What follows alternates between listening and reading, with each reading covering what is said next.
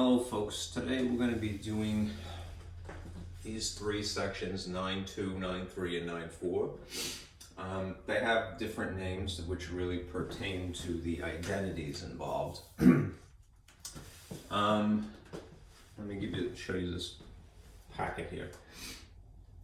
The packet consists of three pages. This one is very useful for identifying the x value and the y value at each of the special angles, right? And also it also lists the pi radians version of the angle, right? This I had given you a couple of sections ago. I made a photocopy for you that is already chopped up according to the section number and what really is involved here. So you should have this from section 9.1 already in theory, but I grouped them together anyhow, and I just scanned the writing that I had on it.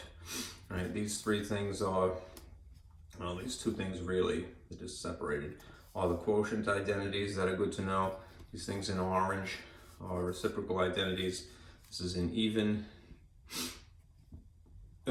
trig function, and these are the odd functions. The stuff that is new is what follows now. The sum and the difference identities, we'll go through a couple of these. The double angle formulas, there's a few of those as well. And then there's a second page. Second page I chopped up according to section as well, so you don't have to. The half angle formulas and the reduction formulas. These really should be on top of these, but that's how they wrote it. Anyhow, section 9.4 are product to sums and vice versa, sum to products. And then these two things, which I'll cover soon, all right, not today, are 10.1 and 10.2. The last things for the semester are laws of sines and laws of cosines. These are very handy. Right? You do use, in the case of law of sines, although there's three ratios here, you use two at a time, right, as sort of a proportion equation. All right, and this is a derivative of Pythagorean theorem. Anyhow, do print this because this is everything for trigonometry identities and from now until the end of the semester, which is very soon. Having said that, let me just add one other thing. I'm going to change the schedule a little bit. As I look at it, I'm like, no, I should probably do something different just for the timeliness of it. Here is the schedule as it is today. We are Thursday, December 10th, and there the section numbers 9.2, 9.3, and 9.4. I'm going to cover those now. I think what I'm going to do is I'm going to swap these two, and I might even eliminate test number 3. I already wrote it, but it's so close to the actual final exam, I don't really want to, overburden anybody. I'm going just to give you each of these things, all right? But if I'm going to give you one or the other, it would definitely be the final, all right? I'm just going to mail it to you. I'm not going to collect it. I just want you to do your homework. And with that in mind, all right, I think what I'm going to do is on Tuesday, I'm going to cover section 10.1 and 10.2 so that you have to the end of the week. All right, I would give you longer than that, but I can't because I have to get the grades in on probably Saturday. All right, so your primary focus between now and Friday next week is finish up your homework. All right, I'll have covered this 10.1 and 10.2 on Tuesday, and then you'll have Wednesday, Thursday, and Friday in theory to work on it. Okay. In fact, if I get the time between now and then, I'm going to chop it up, and I might just make that, open it up a little bit earlier than having taught it. I'm still going to cover a video for this material, but on Tuesday, but in lieu of test number 3. But I don't know if I can get to it yet, so I have some other conflicts. Right? Anyhow, your homework is the most important thing, as I keep telling you. All right, to print out those sheets. All right. Get some water.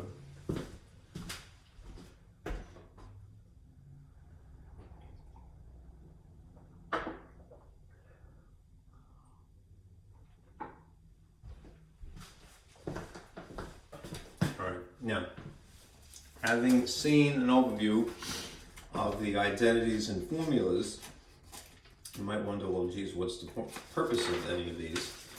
All right. 9293 and 94 I'll cover now, but this is essentially the goal, right? Turning what you have, right, which may be an unusual angle or degree, that is, you know, something with an exponent that is 2 or an even maybe,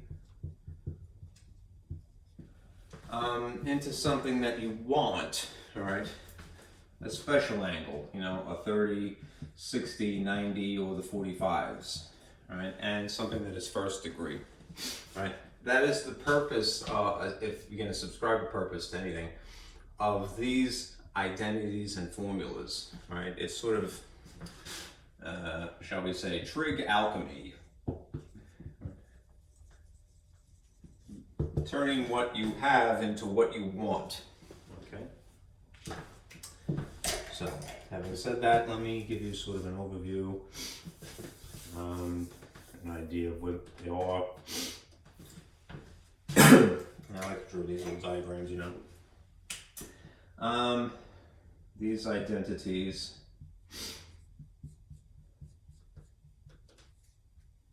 and formulas.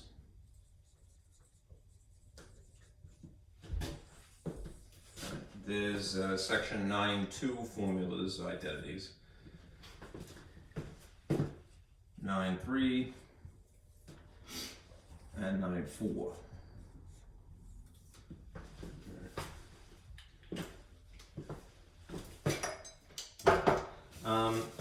Section 9.2 are the sums and differences.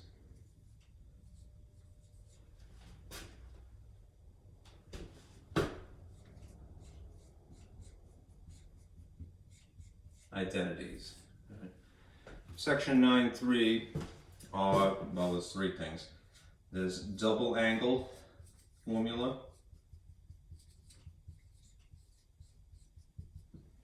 reduction,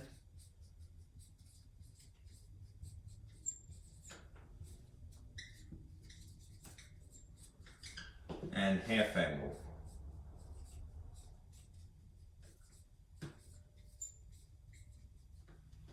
Formula. That's a little out of the frame there. Let me turn the light on too. There we go. Alright, just underline these. That's a little sloppy, but I'm gonna not worry about it too much. Form, spell it right would be great too. Formula.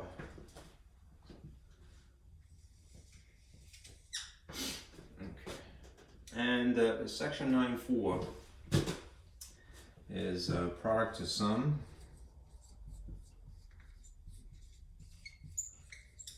And sum to product. And that's kind of an oversimplification because the sum could be a difference too.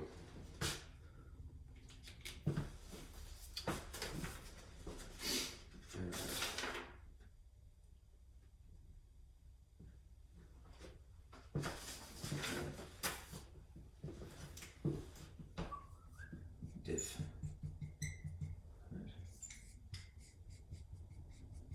It's kind of arbitrary. Anyhow, those are the names of these sections and what they pertain to. Now, what do they do? Well, the sum of the difference identity is when you're trying, is for when you want to essentially split an angle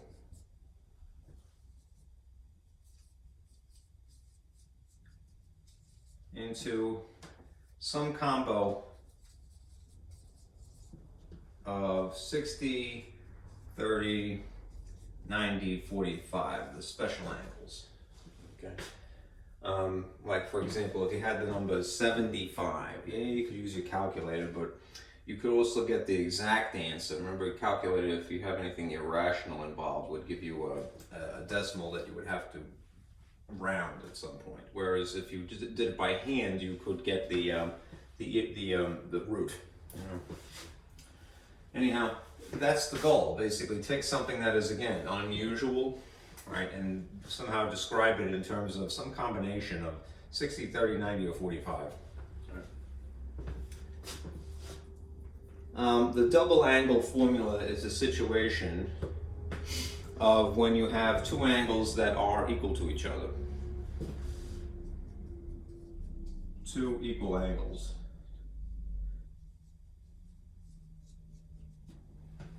And the formula is arranged as such.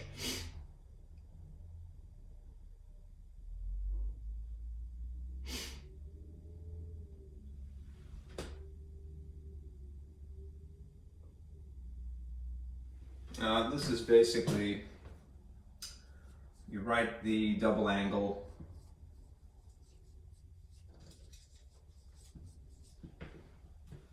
as a single, but it's also special. Let's see.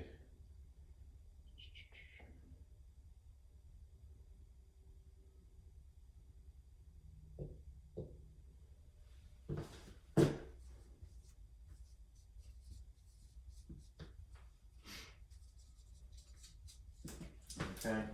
The reduction formula is basically when you want to write either a cosine of even degree or a sine of even degree as a cosine in the first degree.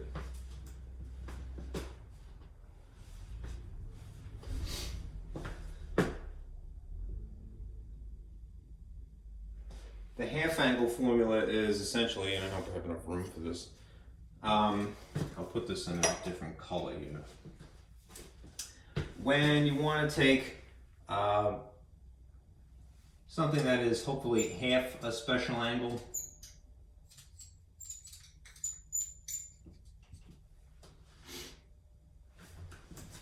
and express it as a whole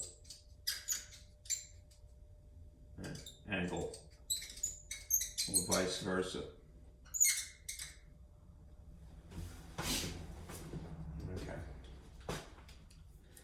These last two are kind of self-explanatory, but humor me. You could have a product of trig functions, and instead it would be more beneficial perhaps to have them as a sum or a difference. Writing a product as a sum, and vice versa, when you want to write a sum or a difference as a product. Okay.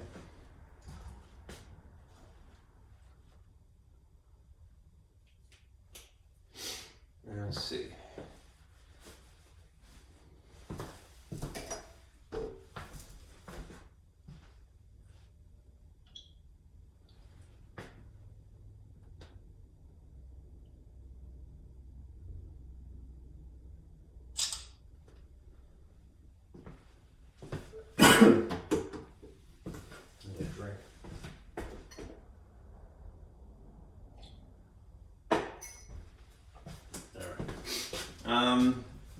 In terms of how they're actually derived, let me describe this one and then the other three, four, five technically. I need the space, so I'm going to erase this.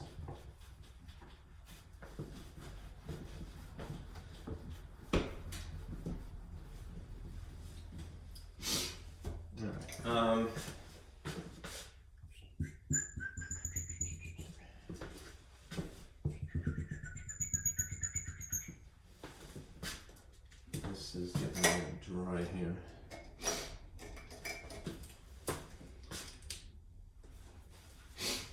Basically how this was derived, all right, in a nutshell, sum of difference identities. It's taking advantage of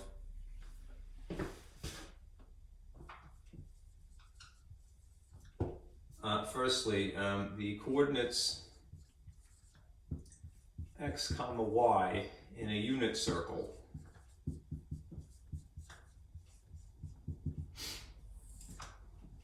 that's a bit faint. Let's see if this green is better. Rotating an angle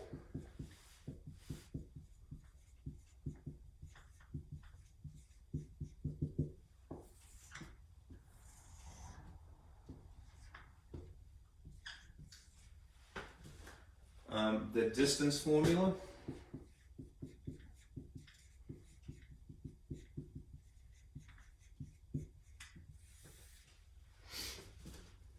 and then writing a small equation in which you have two distances. All right, so let's just say distance 1 instead equal to distance 2. D is in distance. It's from this that much of the other ones are derived. The double angle formula basically is, as I mentioned, it's a sum. It comes from this, but the angles, there are two angles that are equal, right?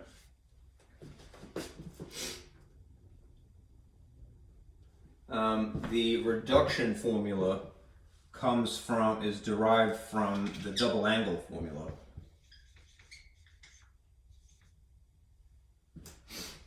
And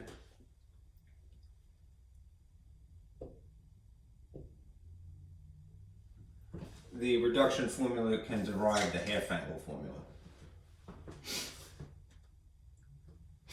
The product to sum is basically when you add the sum formula and the difference formula of, say, for example, cosine.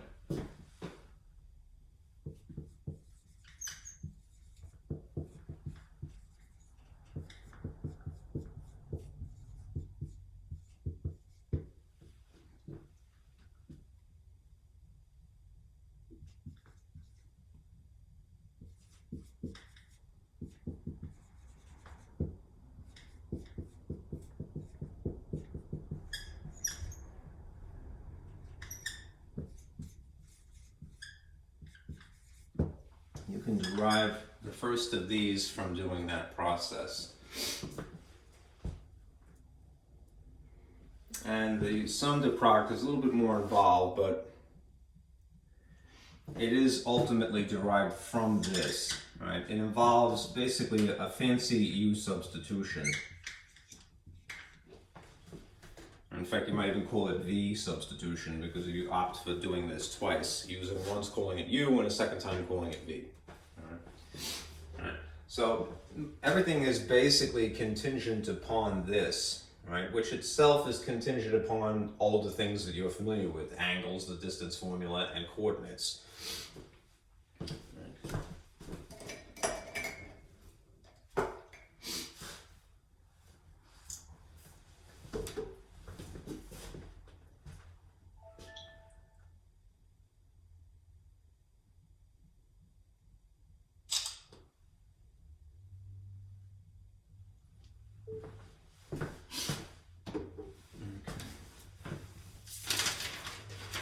I didn't like the explanation that I had read, so I kind of did it over myself. Okay. Let me draw a picture basically to describe this, since so much is contingent upon it, but I have to unfortunately erase this first. So, humor me a moment.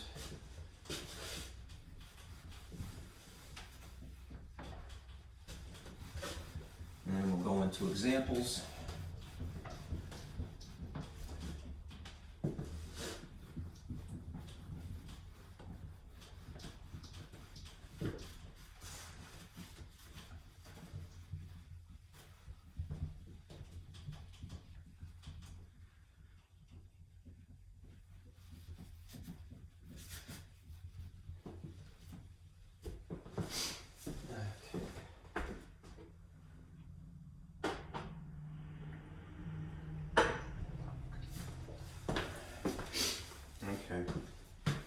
If you started with a unit circle diagram.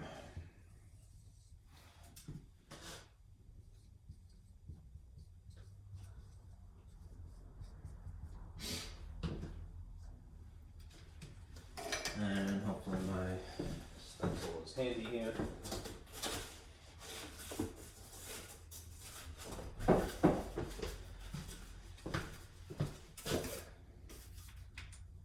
I should make a solid version of this if I make sense. The pizza that keeps on giving. All right, maybe get off.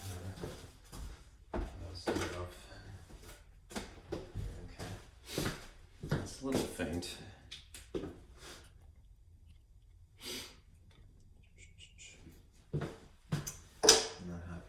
Green. So let's say that we had a point, all right, that was on the edge of the circle, say here, and I'll call this P.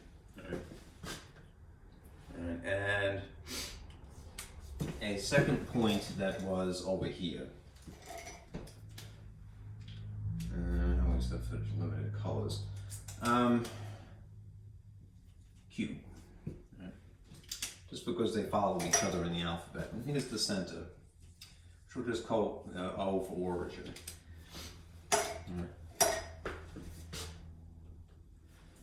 We know from the coordinates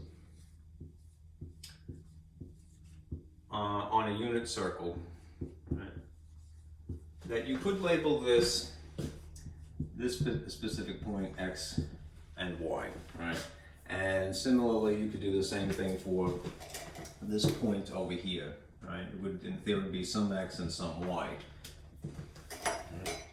But, right, we also know that if we're talking about a unit circle, that the X value is related to a trig function. So, for example, cosine of theta, right? And it would, to start with, it would be this ratio. The cosine of an angle would be the ratio of the x dimension over the r dimension, right? If it happens to be a unit circle, though, this is really 1. So you could just simply say that cosine is x, right? And therefore, in place of this coordinate x, you would just say cosine of theta, right? And similarly, y over r would be the sine of theta, which, if we're talking about a unit circle, the r dimension, the radius, would be equal to 1. So we'll just say that it's y. That would be true here, and it would also be true here. Right? There would be, in theory, different angles.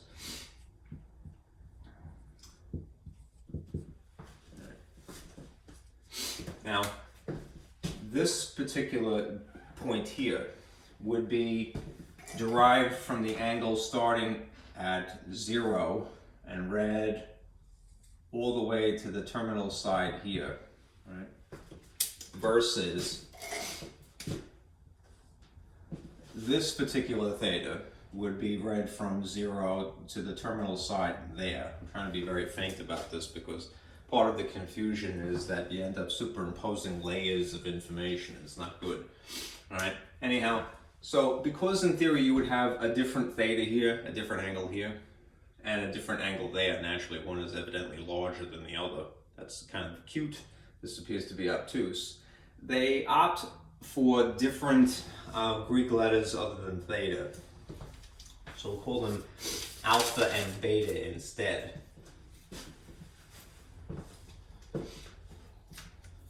So from x and y to cosine and sine, we're going to instead call this the cosine of, let's just call this alpha, right? And then therefore this would be the sine of alpha, right? Just to distinguish it from this different angle here. Cosine of beta, sine of beta. All right.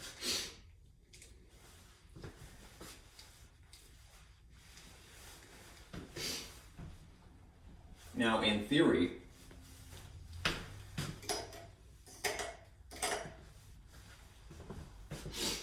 Let me erase this just because I need the space.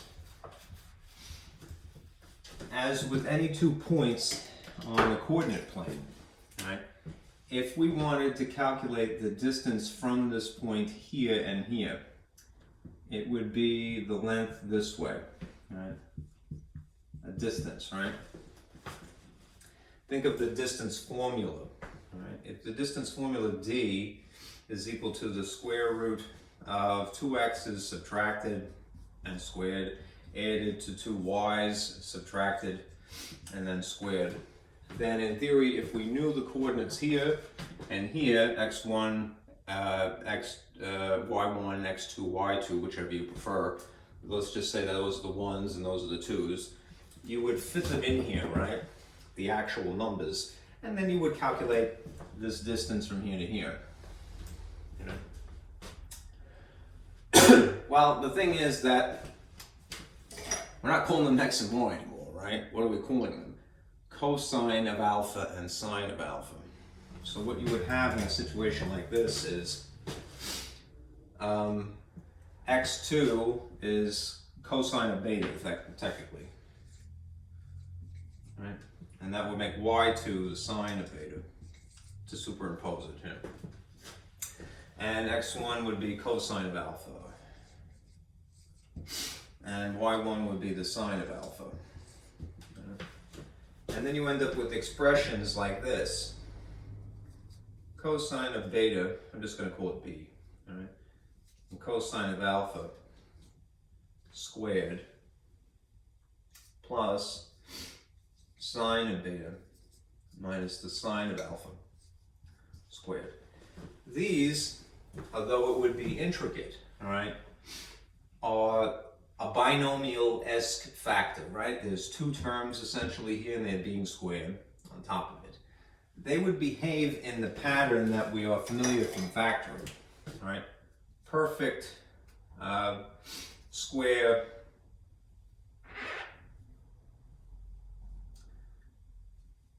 trinomial, that pattern, right? You could, if you wanted to, write 2 of these, but it's going to get messier and messier. The effect of the perfect square trinomial, because this is squared, is that you would have a term at the front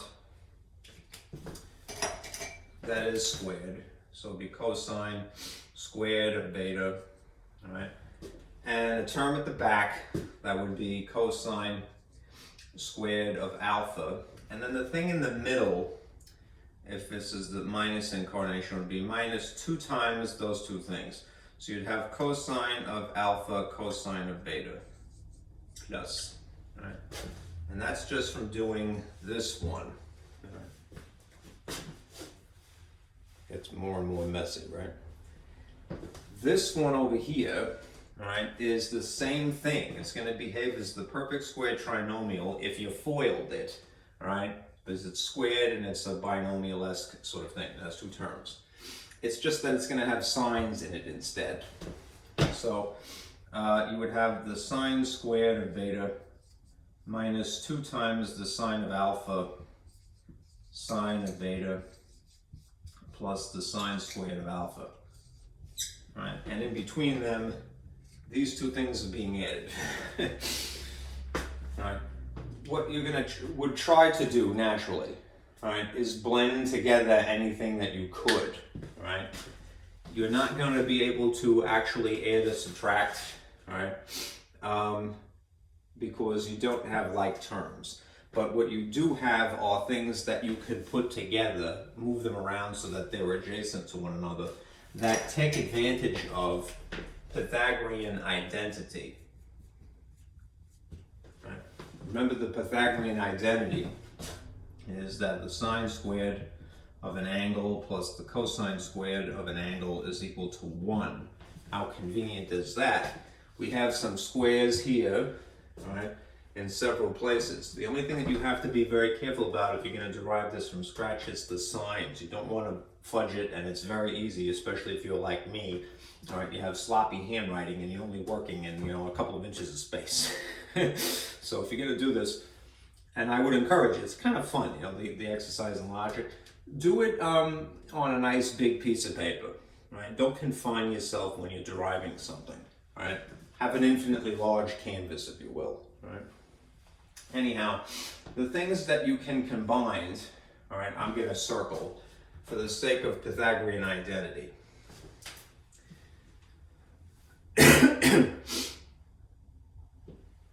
The things that are both the same trig function and the same angle. So this cosine of beta squared, and this cosine of, no, not that one. Sorry. It's not the same angle. This sine squared of beta. If you take these two things, they give you 1, all right, according to Pythagorean identity.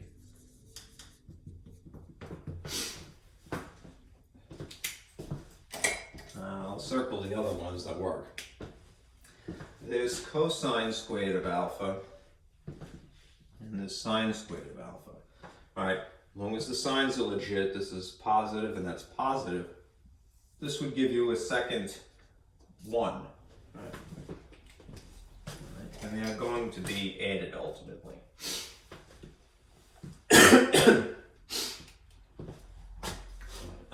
What does that leave you with? It leaves you with the term minus 2 cosine of alpha cosine of beta, and minus 2 sine of alpha sine of beta. Those aren't going to cancel. You're kind of stuck with them almost indefinitely, right? But what you would get is at least these two things combined, which is just 1 plus 1, 2, right? And then I'm going to write this adjacent. Minus 2 cosine of alpha cosine of beta minus 2 sine of alpha sine of beta. It's a little faint.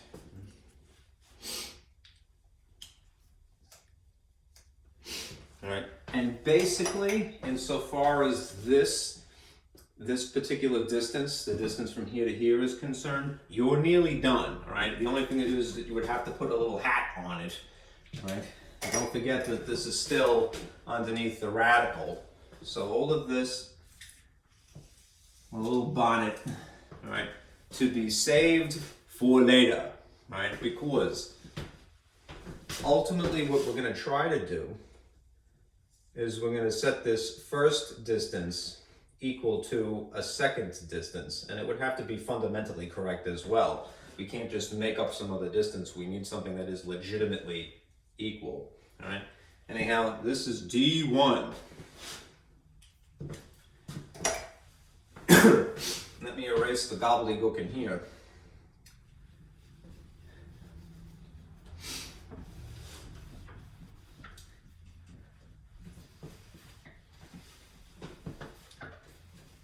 Now, one thing that is inconvenient is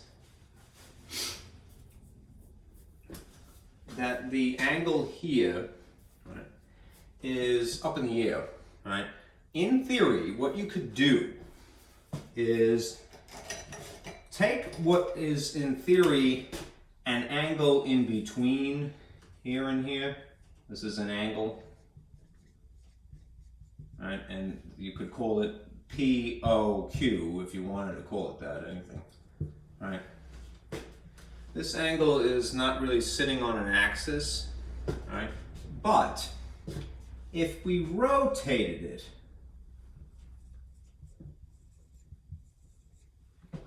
so that it were, that is, move this Q so that it is right on the axis. Now I'll try to do this in a different color. Then you would have a point here, and then that would move this the exact same distance. So I'm going to just scoot this over ever so slightly, all right? And you'd have a second point here, all right?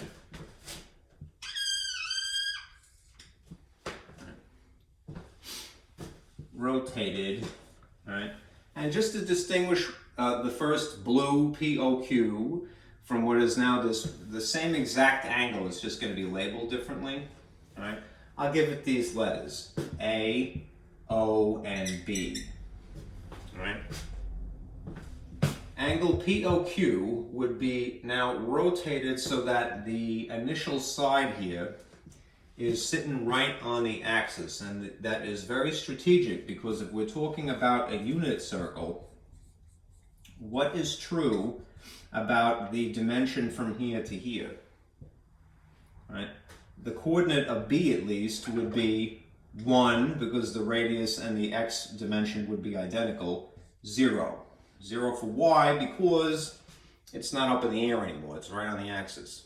Right? That's really the whole point of rotation. So this angle is just this angle, AOB, right? And it's a little bit to our advantage to have the numbers 1 and 0. Why? Because 1 is a small, familiar, warm and fuzzy number, and 0 is even better, right? 0 cancels stuff, right?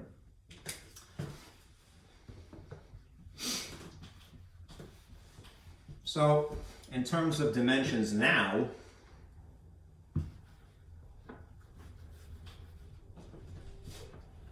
let's consider what they would be.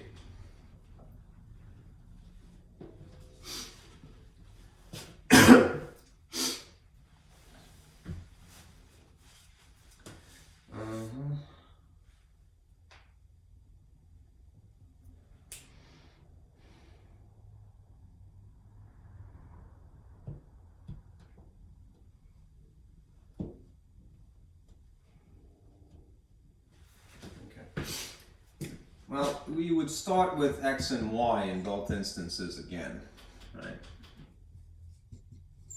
Right. In the case of B, it's super easy because, again, it's strategically on a unit circle. Right? This would be 1, 0. This other one is a little bit more tricky, all right?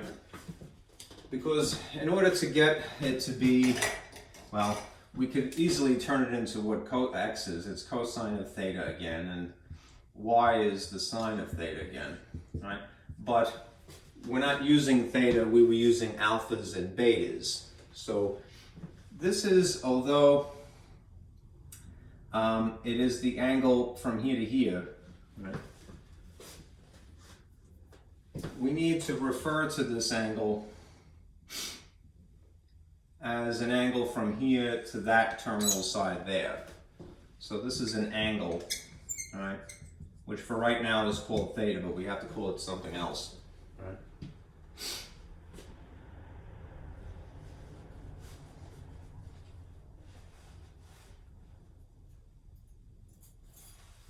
If the original angle, and this is why I hate doing this because it's unfortunately superimposing too much information.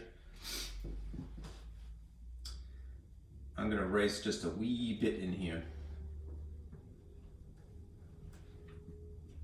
If the original angle to the blue side here, the blue terminal side that was P here, was from here to there, right? And that angle was referred to as alpha.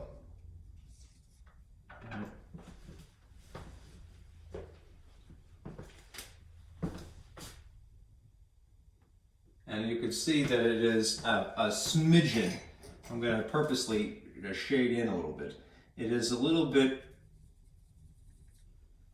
extra, right? In comparison to where the point of A is.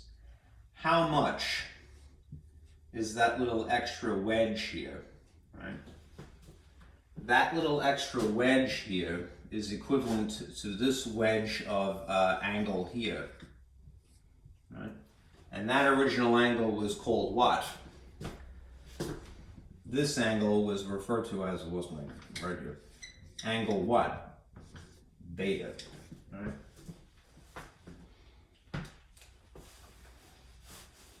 So we have angle alpha is from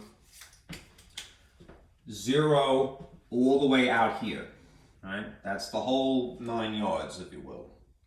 And now since I've taken that same interior angle and rotated it so that it aligns with the x-axis here, it's going to be a little bit shorter than if I went the whole way to P. If I'm just going from 0 to A, I have to subtract out basically a little extra wedge of angle.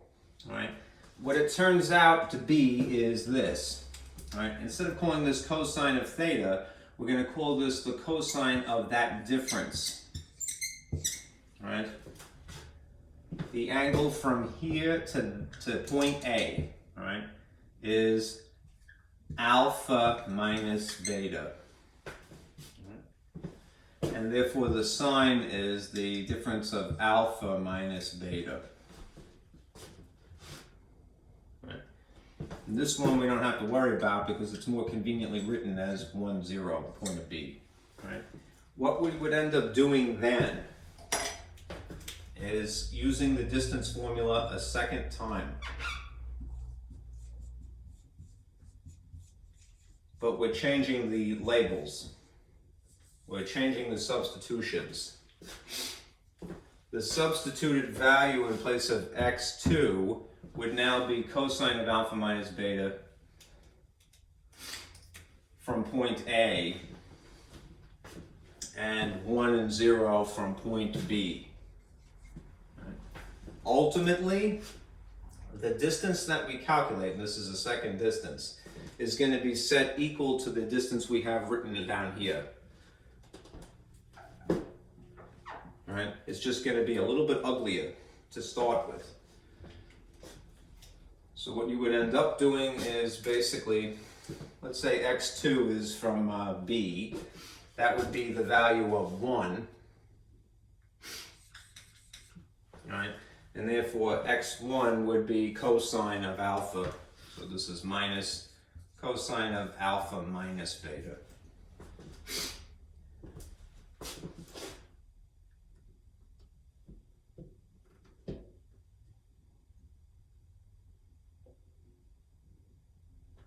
All right. Then for y2, you can put it in 0 from B. And then y1 would be sine of alpha minus beta. Right. You would end up with, again, things like this, which would be squared because of the 2 here in the formula, plus this one would just shrink down to minus sine of alpha minus beta squared because the 0 that is standing in place of y here. All right, and that will end up becoming positive. All right.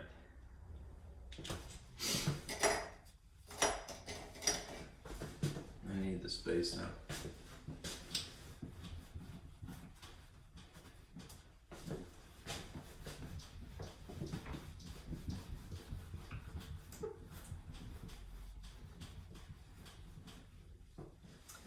This is another thing that would behave in the style of perfect squared trinomial.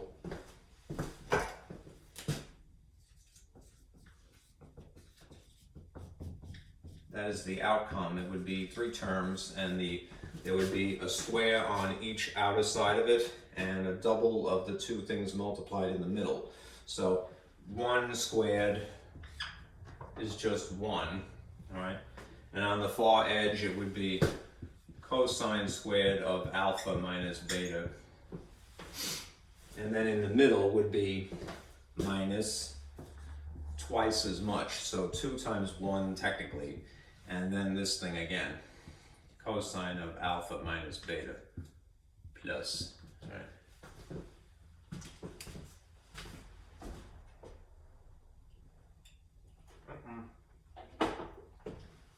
I just spilled coffee on myself. I'm sorry.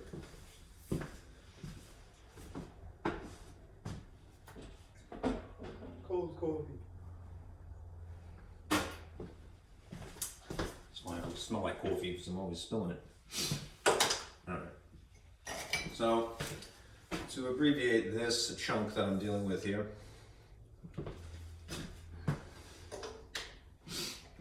what would you get? Well, another way of saying 1 squared is just saying 1.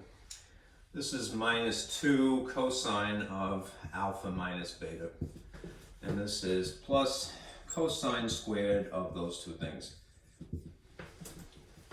All right, the other one is much more concisely written. Squaring a negative makes it positive, no matter what, so this is plus, and then it's just sine squared of alpha minus beta. Right. We can do basically what had been done before, which is take advantage of the Pythagorean identity. Right. Sine squared of theta plus cosine squared of theta equals 1. Perhaps rearranged, all right, somehow. We may have to factor.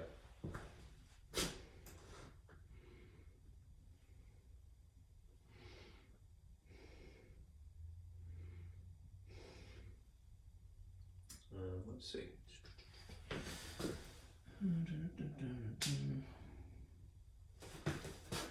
Sorry, I'm staying so close here.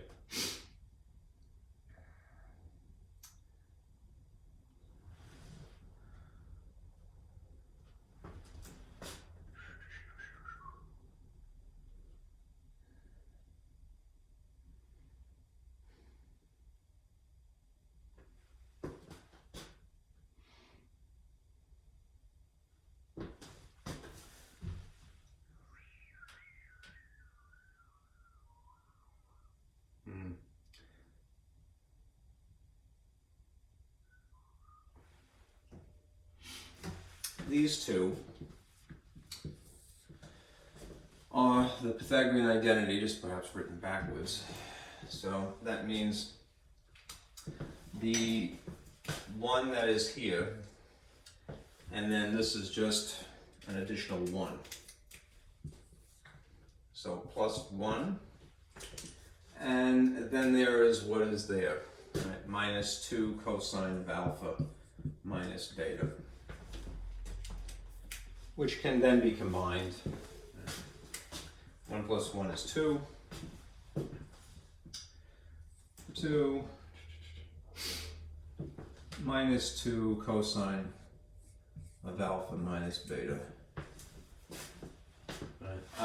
We, in theory, could factor that, but I don't think it's really going to accomplish anything. So best to leave it alone. This is as concisely written as we could get, shall we say, D2. Okay. Right. Meanwhile, we're trying to rig up an equation of D1 equals D2. So the thing that I had preserved here on the bottom, I'm now going to write adjacent. And you'll see the benefit of that in a moment. Right. So this is going to be equal to what is written here. 2 minus 2 cosine of alpha cosine of beta minus 2 sine of alpha sine of beta. I'm really squeezing it in here, and this is still under a radical. And this is D1, shall we say. All right, now, they are derived from the same interior angle. POQ is really AOB, right? We've just changed the labels. So it is for sure that this D distance is equal to this distance. Right? What we will do, this is, if I use better labeling perhaps, this is the distance from point P, what was originally called point P, and point Q. All right? This is the same distance, but it is after the angle is rotated, so it's the distance from A to B.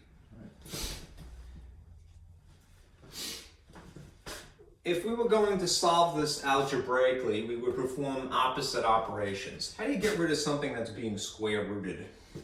Right? You square it, right? And you can only get away with that as long as you're consistent. So whatever you've done to this side, you're obligated, and you would want to anyway, you do the same thing to the opposite side. And this is the effect, right? So that rips the roof off, right? And you have 2 minus 2 cosine of alpha cosine of beta minus 2 sine of alpha sine of beta. is equal to 2 minus 2 cosine of the angle difference.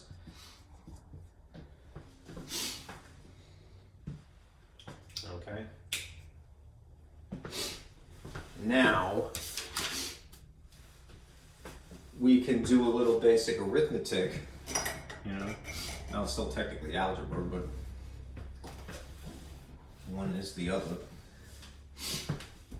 Continuing with simplification, all right, via opposite operations. I need a drink.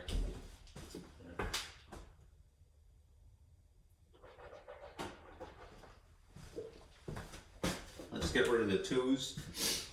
This is a positive 2 here, and I want to move it. Subtract, coincidentally has a 2 here. This cancels as well.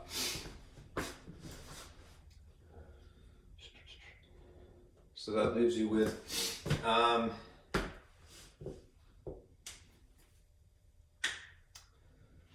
this expression, right? Negative 2 minus 2 here. And I'm going to factor that out, right? This would be minus 2 times the quantity cosine of alpha, cosine of beta, minus the sine of alpha, sine of beta. Right? And then on the opposite side, you have minus 2 left here. Cosine of alpha minus beta. Right? The very last thing that you could do is, after you've done your adding and subtracting, is multiply and divide. So that is a factor because it's bunched together, right? So if I divide by negative 2 here, there's a cancellation effect. And then do it to the entire other side once it is factored, and there is the identical cancellation effect. What you see left over, cosine of two things being subtracted, is equal to the cosine of alpha, cosine of beta, minus the sine of alpha and the sine of beta. This is a difference, right? This is finally, after all that trouble,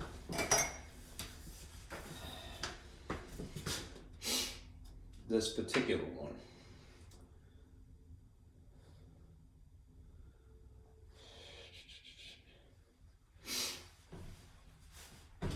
Let's see. I think I screwed up a sign somewhere.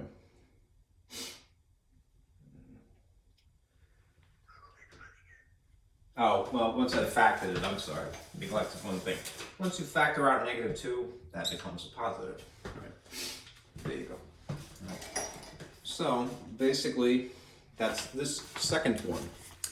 All right. Cosine of the difference of two angles is equal to the cosine of alpha, cosine of beta product added to the sine of alpha, sine of beta product. Right? I will spare you from having to do it again and again. All right, but I figured I should at least take the time to derive this one because everything is contingent upon it. Right?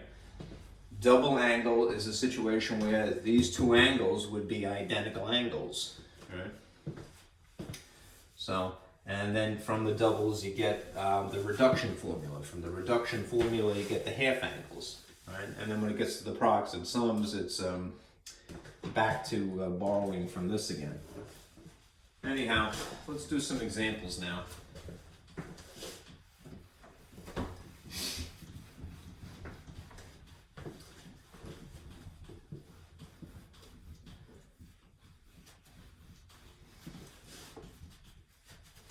Are we on time? Okay.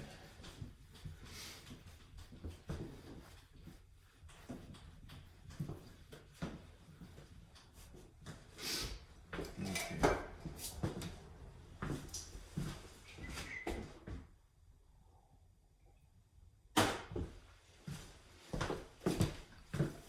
Okay.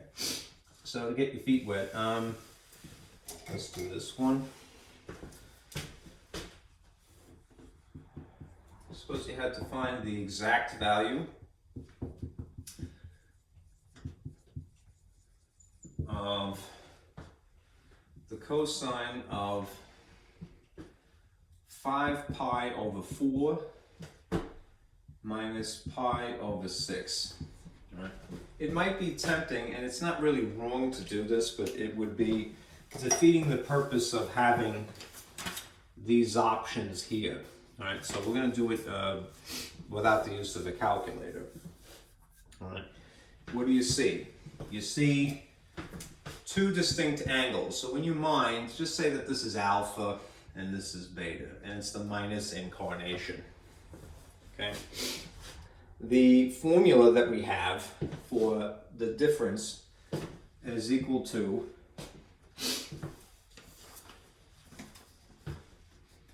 and this is cosine. I just did it. Cosine of alpha, cosine of beta, plus the sine of alpha and the sine of beta. It's not really beta, it's B, but that's a little bit better. Okay. All right. So what you would do is substitute these two angles in place of A and B and A and B. Right. They are in pi radians, so if it makes you more comfortable, I would change them to degrees first. But I'm going to put them here and here. So 5 pi over 4 with its alphas, and pi over 6 with its betas. Right. Essentially what you're going to do is you're going to translate angles into the familiar ratios. Right. That is why I gave you this. Right. You could figure it out, brute force, and there's certainly nothing wrong with that mental exercise. Right. But here you have a diagram for reference, right? And you could find 5 pi over 4, right? It would be the equivalent of 225 degrees, right? In which case this would be down from 180, it's a 45 degree angle. So the special right triangles, it's the 45, 45, 90 type. And consequently, these are the dimensions for X and for Y, those ratios. You're gonna substitute the ratio, and it's rationalized, square root of 2 over 2, but with a negative because it's in quadrant 3. Okay? So here you have for this one, negative square root of 2 over 2. In the case of pi over 6, which is a 30 degree angle, it would be square root of 3 over 2. Pardon me, it's a half, right? I'm going to draw a triangle to make myself more comfortable here. Pi over 6 is 30.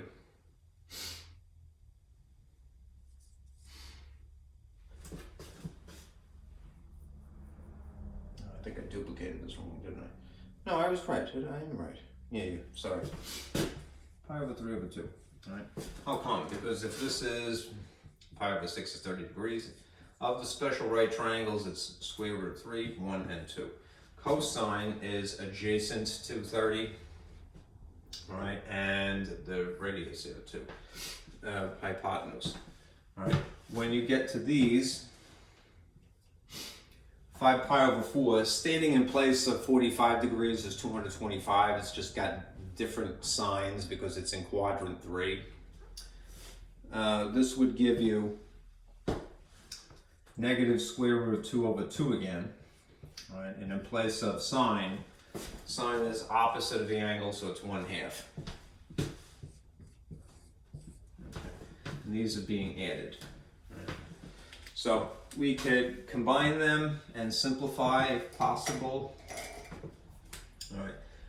When you have like radicals, this is square root and square root, you can merge the radicands.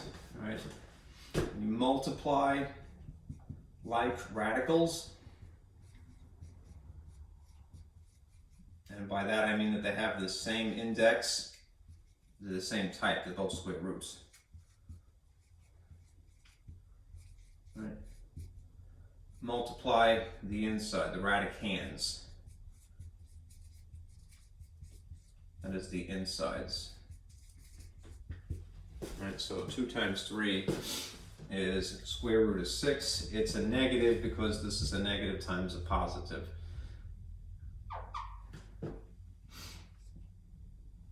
And 2 times 2 is 4.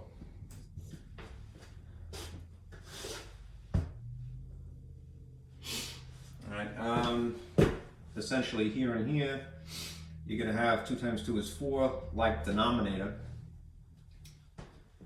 And let's see.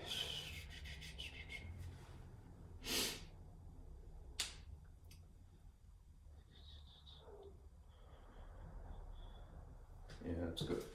Okay, 1 times negative square root of 2 is square root of 2. They're being added, so you could write them over one denominator, 4. Put this one in front just in theory because it's the largest magnitude, minus 2, right?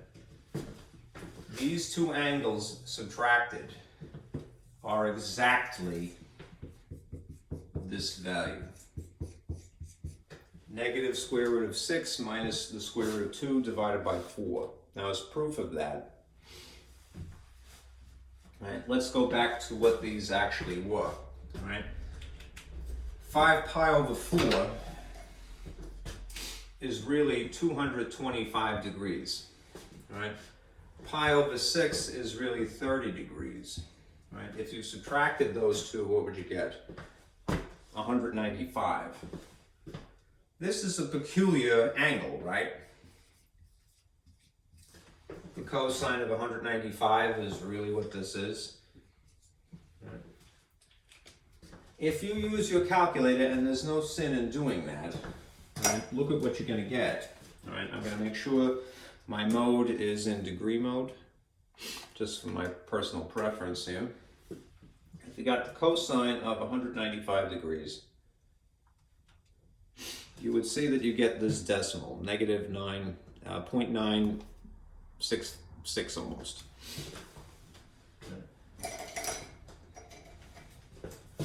The cosine of the angle is about equal to negative 0.966. All right. This value, all right, should be the exact answer. Summarized. It's not writing it in the style of a decimal, it's writing it as a ratio instead. Anyhow, it is precise. Right? If you entered, it is, I should say, accurate. If you wrote negative square root of 6 minus the square root of 2 divided by 4, you should get the identical value. All right? Negative 0.966 if you round it, right? But the advantage to having something in the rational style here, all right, and using radical notation here, radicals I should say, all right, is that you're preserving all of the infinity without having to round here, okay? So it is an exact answer versus an approximate answer technically. Your calculator will always give you an approximate. Just a very, very highly precise approximate. Okay.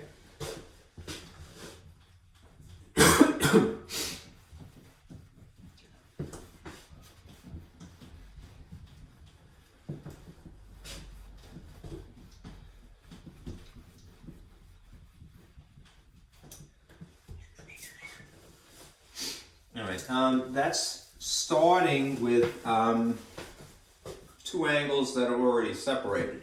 All right. Let us say you had something that wasn't broken up.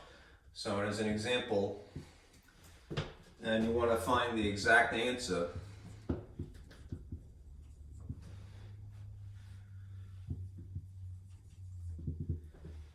of the cosine of, say, 75. Again, I think a person's instinct is probably to go, if they saw this and they were completely oblivious to anything else, they would go, all right, well, I'll just type in cosine of 75. All right? They type in that and they get the decimal equivalent, and it is correct. But the thing is, it's not going to be the exact answer. It's going to be an approximate. All right? With your calculator, you get a very approximate. You get a high precision approximate answer.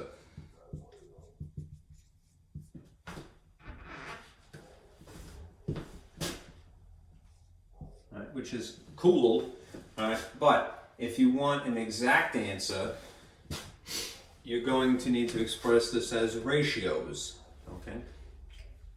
So what do? We try to conceive of this as either a sum or a difference of special angles. 30, 60, 90, and 45.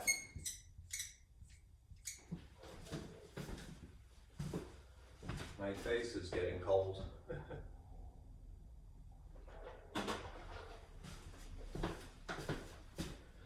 Now, if you tried to add 30 plus 45, would make 75. Right? So you could use a sum in this case. Right? We can write this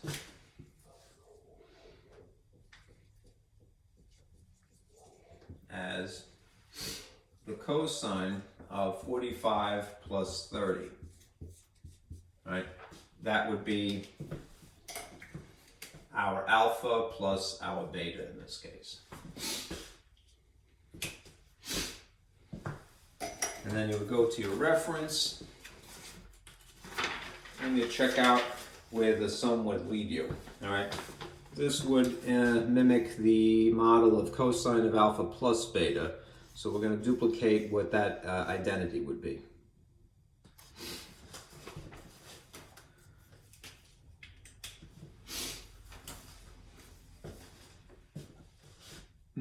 Cosine of alpha, cosine of beta, minus sine of alpha, sine of beta.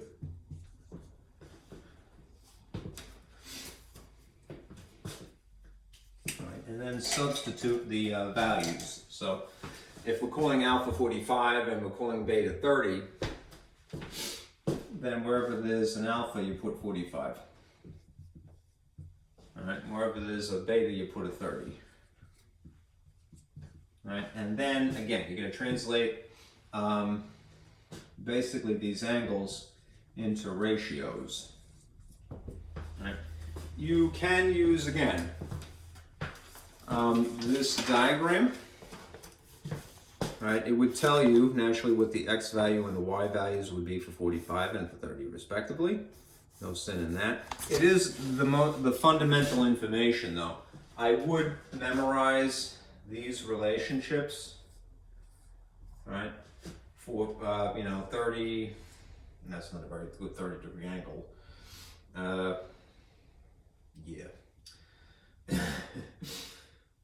Let's call this one the 45, just even though that's a lie. 45, 45, 90, and this is 30, 60, 90. Special right triangle relationships. If this is the 30 here, and this is the 45 here, then this is 1, 1, and the square root of 2. Between 30 and the 90 is always the square root of 3, 1, and then 2. I would still attempt to memorize that because it's foundational information. It's practical. And you don't need the diagram. So the cosine of 45 would be, to start out with, you're going to have this really. It's just going to be rationalized. All right, denominator. Remember that is basically an example of good etiquette at this point. All right, we don't like radicals in the denominator. Why? Because the days before calculators, it's cumbersome to have an irrational number as a denominator. So, all right, what we would do is rationalize the denominator. Basically multiply this by itself. And then in order to get away with it, do the same thing to the top. The effect is that you would have square root of 2 over 2. All right? For this first factor, cosine of 45. Cosine of 30 is square root of 3 over 2. minus the sine of 45 is going to be the same thing, square root of 2 over 2. And the sine of 30 would be 1/2.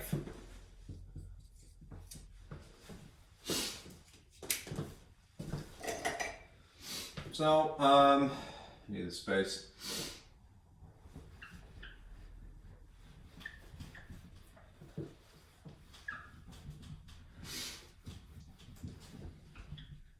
The exact answer would be these things simplified. That would be a denominator of 4. This would also be a denominator of 4. This would be a square root of 6. This would be a square root of 2. It's going to be very similar to looking to the last problem, but the signs are different. Square root of 6 minus square root of 2 over 4. Right. If indeed the cosine of 75 is 0.2588, so approximately 0.259, then square root of 6 minus the square root of 2 over 4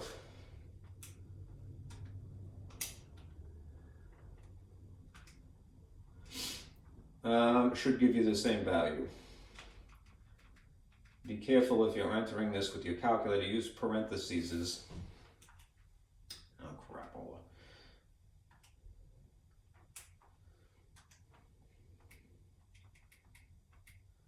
Divide by 4. Remember, you want to write this top in a parentheses first, because it's not just going to be the square root of 2 divided by 4. It's the whole thing. Same value, right? Good. Right? Anyhow, in this incarnation of the answer, this is exact. It's not just a high degree. I mean, I'm using a calculator to verify, granted, but this preserves all of infinity without having to write all of infinity, which is a futile exercise anyway. All right? It's not just a high precision approximate as a calculator would give you. It is the truly exact answer.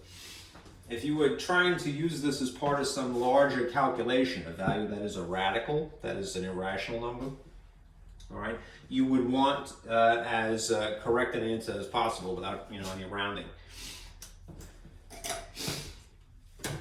Okay.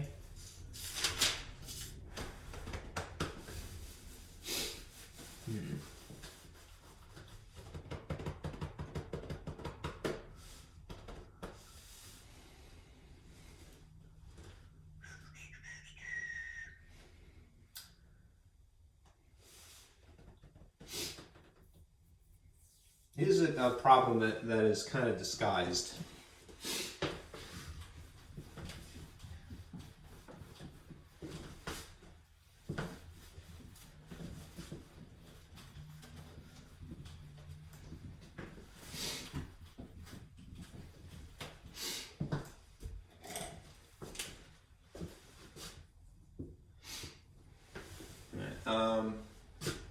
Find exact value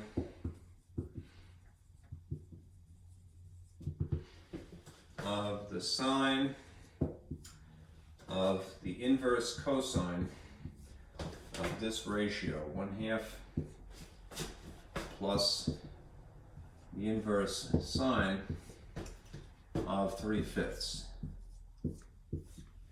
Okay. Now, what we're working with is the sum of difference identities, right? So this is a sum, right, first of all. But what's disguised here is that this is an alpha, all right? And this is your beta, right?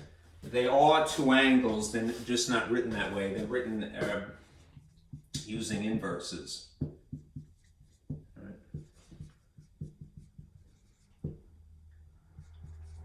Right. So we could take the information that we need from them. Alpha would be equal to the cosine, inverse cosine of 1/2. And beta would be equal to the inverse sine of apparently 3/5. Right? Write them now in the style that is not the inverse, the opposite. Remember, inverses give you angles, right? So they really are angles, right? But in order to figure out what the angles are,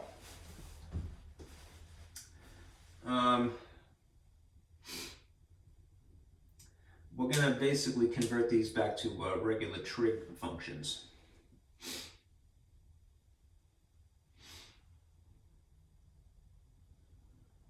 Before I do that, let me remind you of one other thing. The model that we're going to be employing it's going to be a sine, and it's going to be a sum because of that. Right? So I'm going to write that first. The sum of alpha plus beta is equal to what? Going to the reference, right? Let's see, which one? Sine, this one where my middle finger and index are pointing. Sine of alpha plus beta. I'm going to duplicate this half of it here.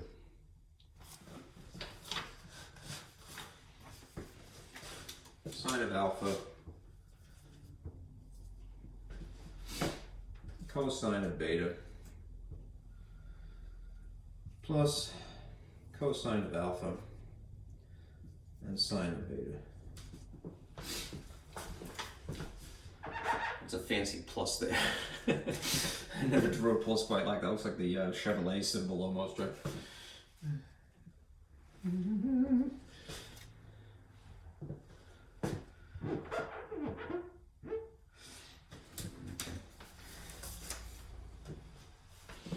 Make sure I duplicated it right. Okay, that looks good.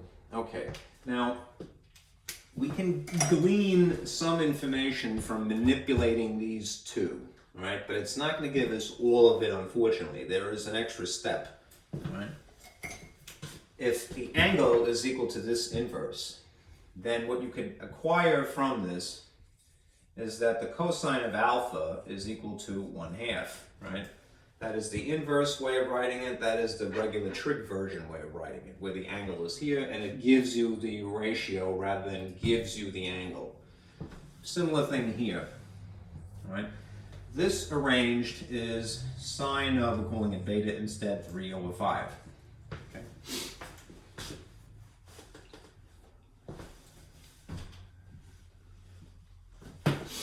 All right, so taking that information and inserting it here, and here, or wherever I can. Let's see what I got. I got cosine of alpha. So I can, in fact, put a half here. Right? But I'm probably not going to have all of the information. In place of sine of beta, I can put 3/5 here.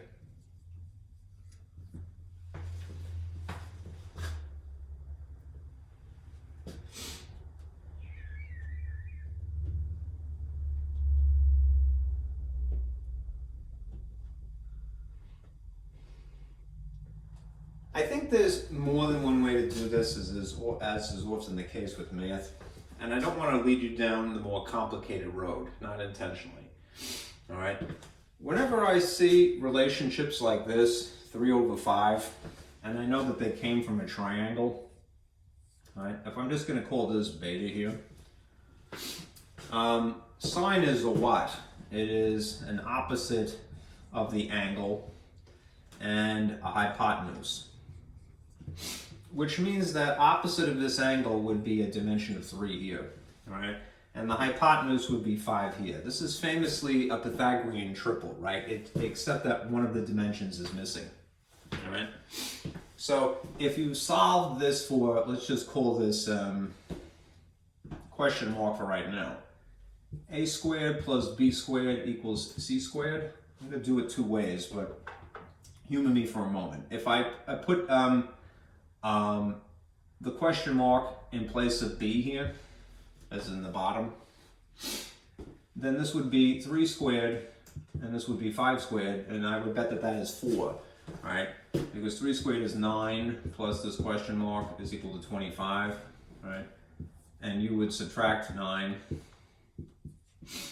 right? And then you would get this thing squared is equal to 16, so therefore it would be equal to 4. If you took the square root here and the square root here, you get 4. Alright? That means, in theory, you could figure out what the cosine is here, right? because the cosine would just be adjacent to this. All right, so you would have this as 4, since a cosine is adjacent over hypotenuse, that's 4 over 5. And a similar situation would occur with the dimensions for alpha, right? If you have a half, right, that is probably borrowing from the 30, 60, 90 triangle, right? Cosine of alpha would be the adjacent dimension of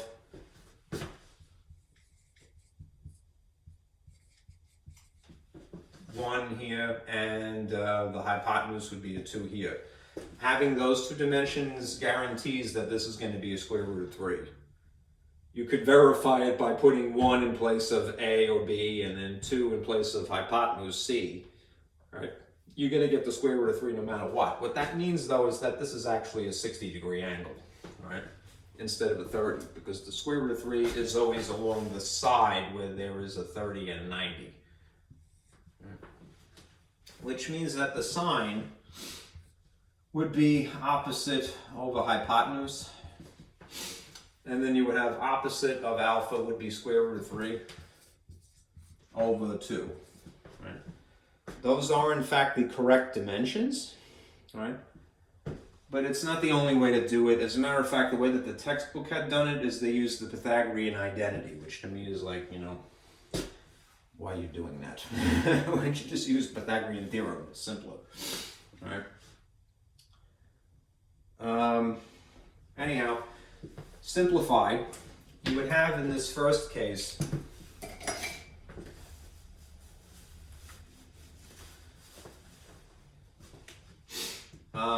this would be 4 over the square root of 3 over 2 times 5. Now, what I really should do is simplify the 4 and the 2. Right? In fact, you could have done that ahead of time. Right? So that what you end up with is 2 square root of 3 over 5. Right? For the first part of this sum. Right?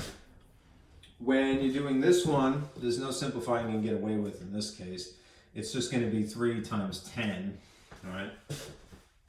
So you have 3 over 10.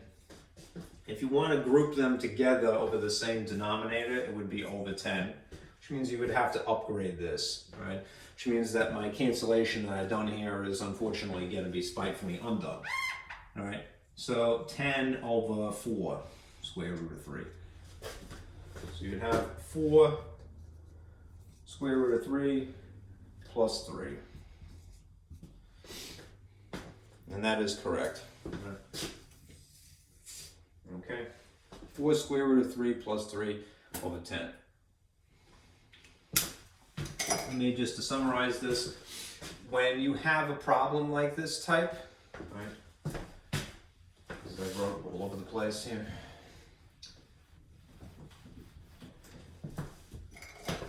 Here's a strategy.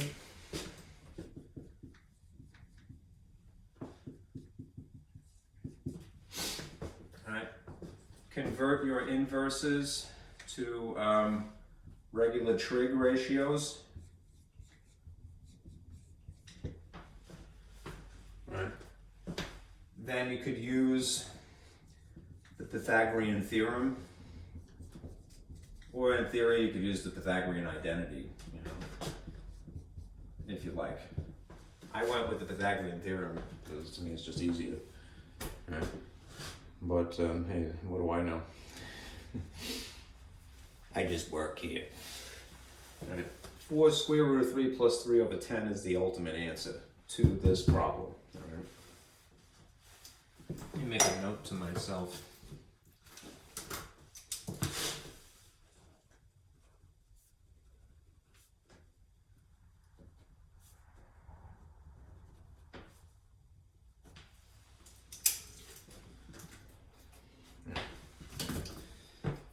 Okay, let's get into double angles now. Okay.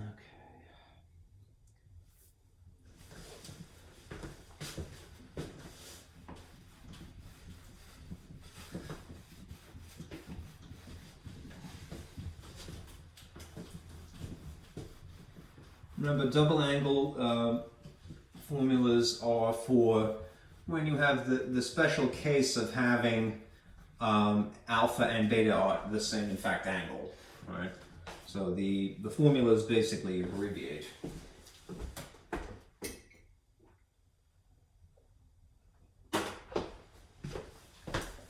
They shorten, right? So, example here. Let's find the exact value of three things, right? Sine of the double angle, cosine of the double angle, and tangent for good measure. And I'm using theta for angle here, right? Under these conditions, and they should specify this, if cosine of just single angle here, theta, is equal to -1/2, and the angle theta is in quadrant 3. Right. That extra information is necessary because of the dimensions here. If you have a negative x value, in theory, it could be in quadrant 2, right? So they really need to specify that. Right. So, let me draw a picture. Right? It helps. That's very faint, I'm sorry. Here is a unit circle. This is where, this is 0, 90, 180, 270, 360. And this is quadrant 3. Right? So if we have an angle, it may not end up being a diagonal line. God, that is a horrible looking circle. Yeah. It may not end up being a diagonal line, but I would start with drawing a diagonal line. Right? You are now in quadrant 3. All right?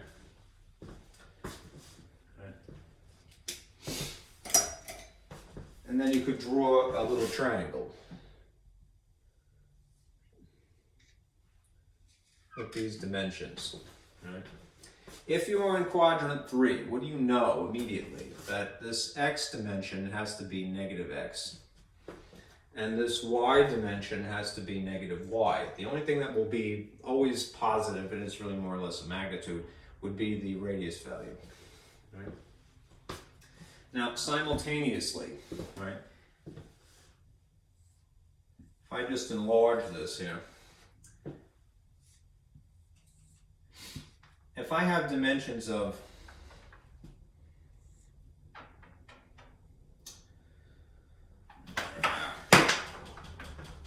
I like it in the normal orientation, so I hope you'll forgive me. If you had a right triangle with dimensions of, and this is a theta here, 1 and 2, right? This would be a special right triangle that is a 30, 60, 90 type, right? Up here I'm going to say, since this is cosine, this would be adjacent to the angle over hypotenuse, right? Which usually translates to x, not always, but that's more or less the case, over r, right? So if it's the 30, 60, 90,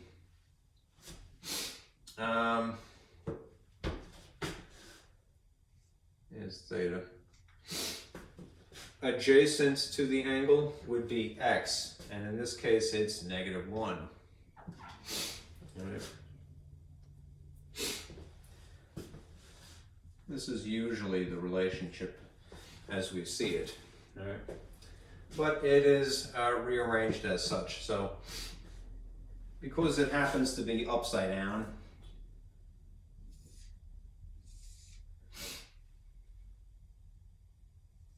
this is -1, and radius is 2.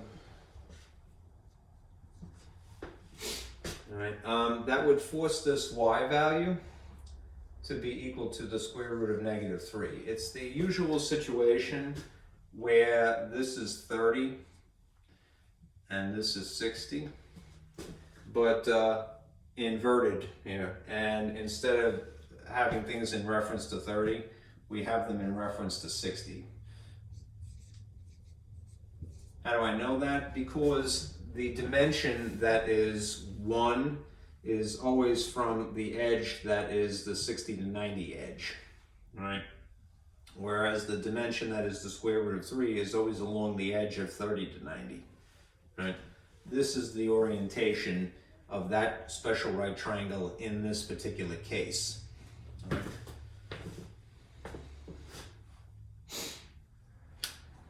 All right.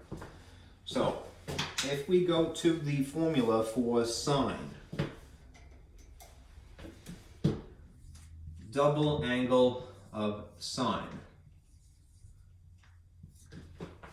All right, the double angle formula for sine, there's only one of these, all right, is sine of theta cosine of theta.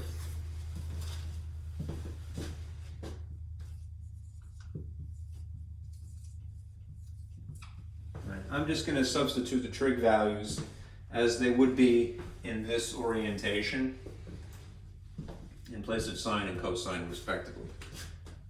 Right. One of them is already given. Right. So in place of, I think it's black here, in place of cosine, right, I'm going to use the ratio of specifically -1/2, right, because it's in quadrant 3. Right. The sine of theta would be, remember, sine of an angle is opposite over hypotenuse in SOHCAHTOA. So opposite of theta here is this y that's negative square root of 3. And the radius of the hypotenuse is 2. Okay. Oh, I did leave one thing out of the formula here. I don't know who that is. I neglected to write a 2 here, sorry.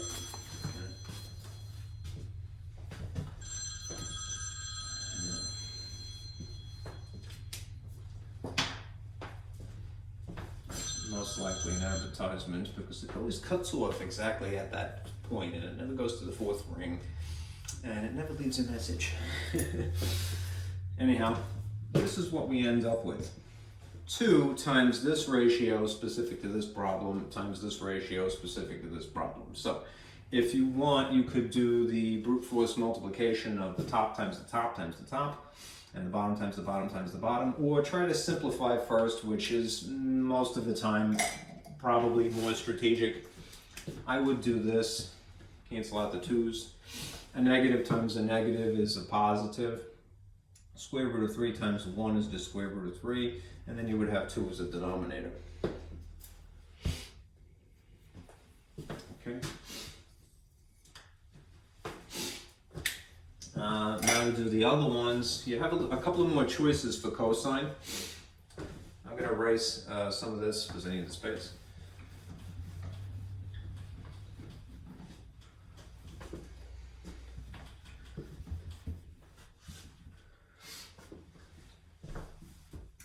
The cosine of the double angle would be equal to what? Right? There are 3 incarnations of this, that's why I put the dots here. All right. I just went with the first one myself. There's no harm in doing the other ones, but let's say you went with something that is akin to a Pythagorean identity without actually being Pythagorean identity, because it's a difference, not a sum here. All right. So if you go with maybe this type, cosine squared minus sine squared. You're just going to have to modify it slightly. Realize we have the ratios that we need for sine and cosine already. We just have to square them and then subtract. So I'm just going to move this 2 to the outside here and substitute for sine and cosine. Sine is negative square root of 3 over 2 again, and cosine is negative 1 over 2. Right? When you square this, it's positive. When you square this, it's positive. Right? So you're going to end up with 1/2 minus square root of 3 over 2. Right? In this instance, you have to subtract them, but they're over a common denominator already. Right? So your value here should be 1 minus the square root of 3 over 2.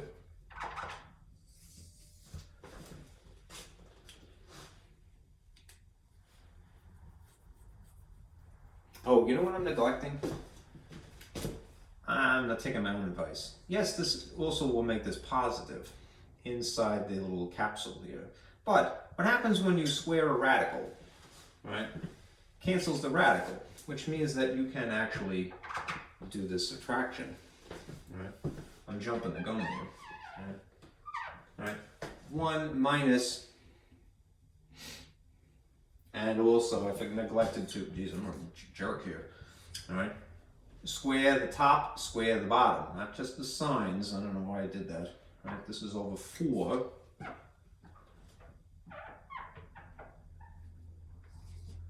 And that is over 4. All right?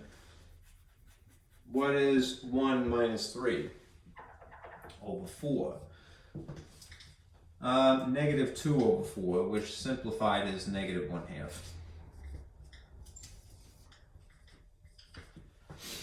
Okay, for the double angle of cosine.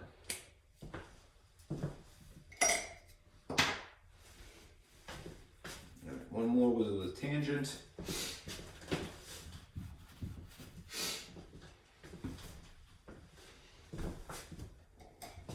The tangent formula, there is one incarnation of this. Right? Tangent of the double angle is the ratio of 2 times tangent of theta over the denominator of 1 minus tangent squared. Okay. So,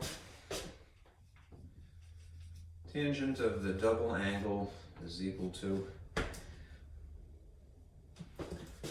2 times the tangent of theta over 1 minus tangent squared of theta. All right. Substituting the trig value, the ratios that we had already established.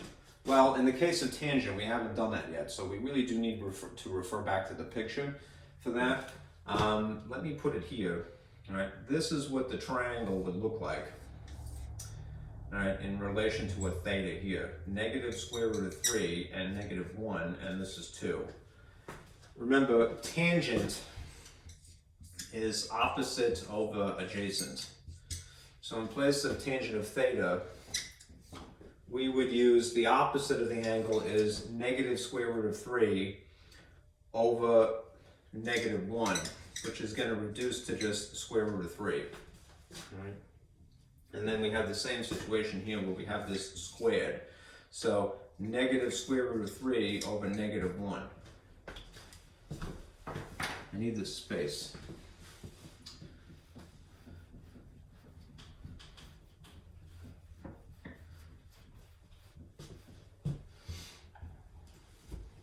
Okay, so the negatives become positive. The top of this would be 2 times the square root of 3. When you square a radical, it just cancels. When you square, well, these would have been positive anyway. Square 1, it will be 1. So this is 1 minus the square root of 3, pardon me, 1 minus 3, essentially is a denominator. All right. What does that leave you with? 2 square root of 3 over negative 2. Right. The 2's would cancel, and this would be negative the square root of 3.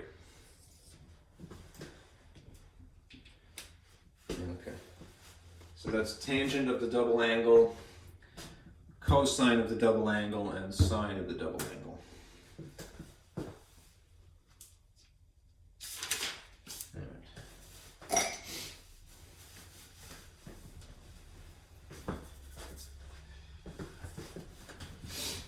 Let's do a reduction.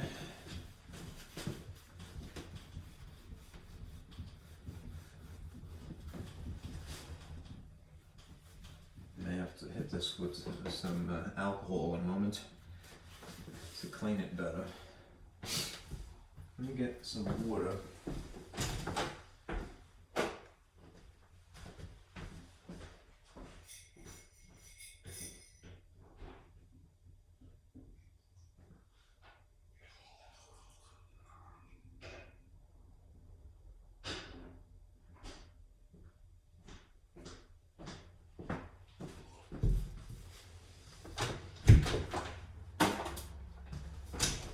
I would be so sad if I locked myself out of my apartment.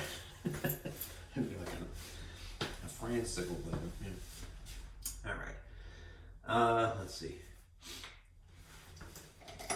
Here's an example. If you had to write the equivalent for cosine to the fourth of, let's just say x here, in terms of first degree of only, right, we would employ a reduction formula.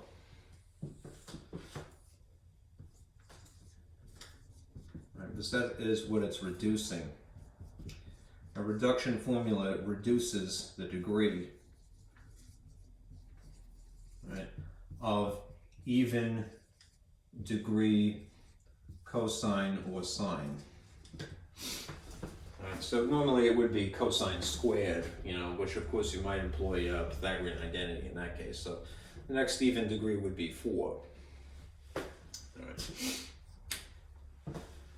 You may have to tinker with this a little bit, right, because it is a higher degree than 2. So think about the old rules of what do you call it? The power rule for exponents.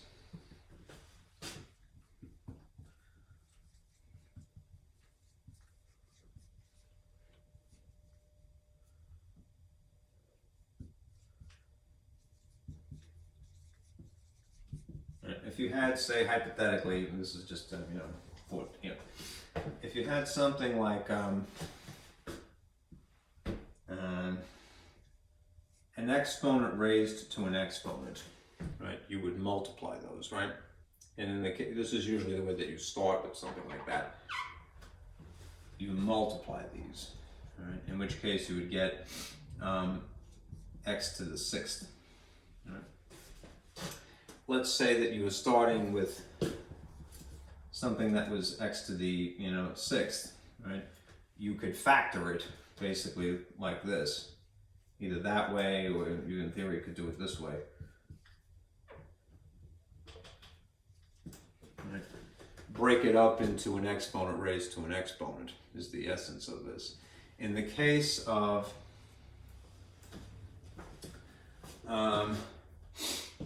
4 as opposed to 6, right? And this is really the trig function, not the argument that's being affected, but it has a similar effect here. You might write this like so. As the cosine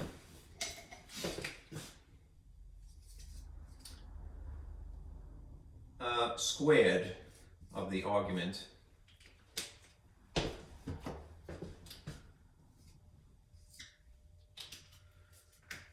that squared.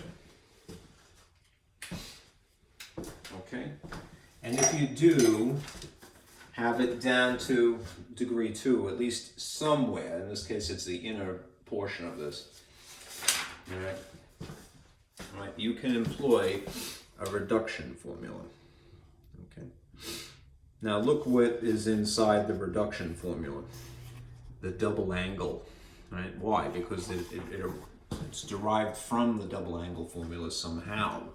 Anyhow, we're going to borrow this identity formula, cosine squared, and rewrite the innermost guts to look like this. The only downside to this is that we're going to have to do it twice. Right?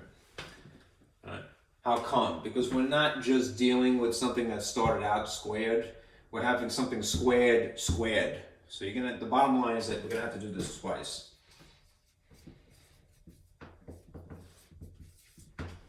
Okay. Let me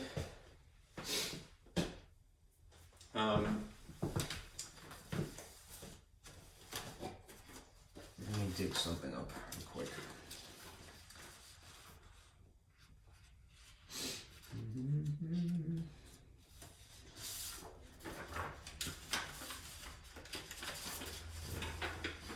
Here's that diagram that I've been alluding to. All right, the power rule for exponents. This is from way back. And a couple of weeks, maybe a couple of classes ago, I brought it back too. When you have an exponent raised to an exponent, you multiply them, right? But we're kind of doing it in reverse here.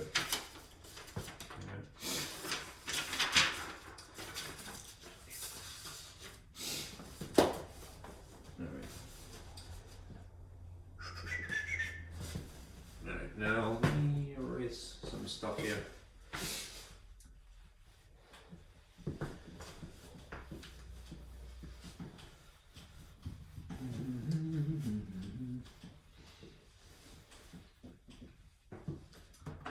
All right, so we have managed to translate this into this. Cosine squared of the argument x squared.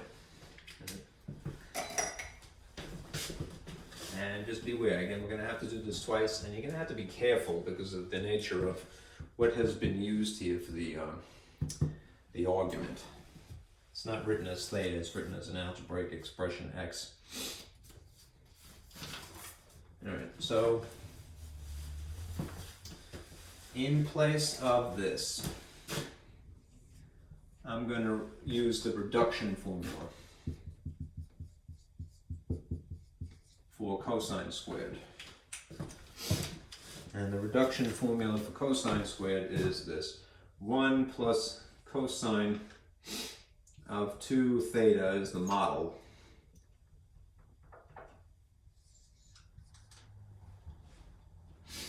Over 2. I'm going to have to tweak it ever so slightly.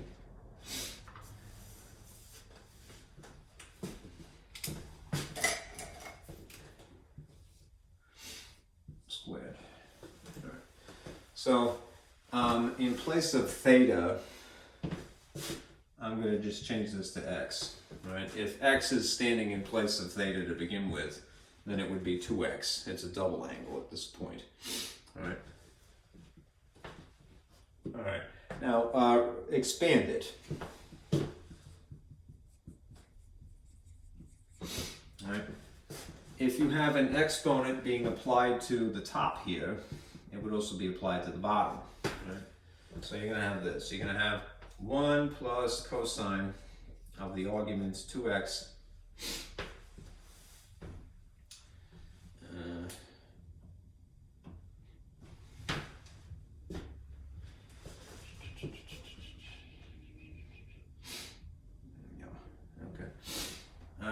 squared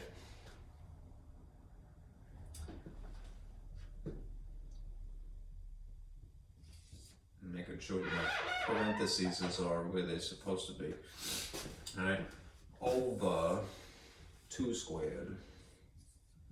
All right, just to do that one baby step. This is another instance of where you're going to have something that behaves like the perfect square trinomial. And again, since I have been alluding to it, I should point to it. All right, the perfect square trinomial you know from factoring. Right, so here's a sheet more recently.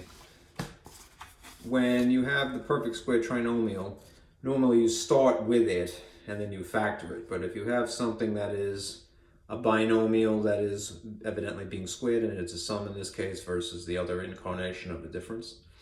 You could write it like this. Two things on the outside being squared, the middle is twice those outsides.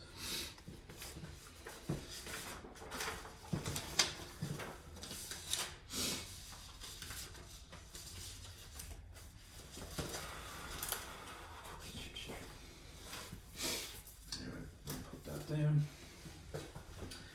So, what you're going to get from squaring this binomial-esque thing is 1 squared, which is just 1. And on the end, you're going to get cosine squared of the argument 2x. And the middle would be twice the these two things on the outside. So twice is 2, right? 1 times cosine squared isn't going to, 1 times cosine is not going to change anything. It's just going to be 2 cosine of 2x. Plus, because it's the sum incarnation of the perfect square trinomial. Right? And down here on the bottom, you just have 4, thankfully. Right. Now, what you could do is do it again, right, for this chunk that is still something that is being squared. Right? I think you might be able to get away with using a Pythagorean identity, but just for the sake of time, I'm going to pretend I don't think that. I'm just going to rearrange this to kind of separate out the thing that I have to do with the perform the reduction formula on again, right? So, if all of these things have a denominator of 4, right? Let me separate that. Meaning this has a denominator of 4, that has a denominator of 4, and in theory that has a denominator of 4. You have 1/4 hanging on the end here for 1. The 2 over 4 would be reduced to a half, and then it would be cosine of 2x. And then there is this thing, which is going to be 1/4, and I'm going to, just because I have to perform the reduction formula again, I'm going to encapsulate this thing in its own little universe of cosine here squared of 2x.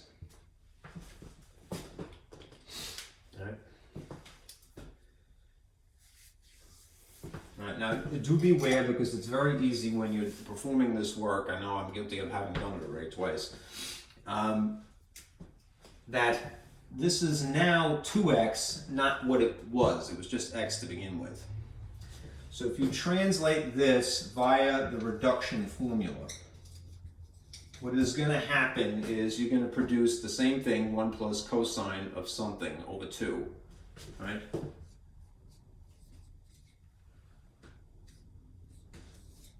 That's going to change to that, all right? But, and I hope this is in the frame,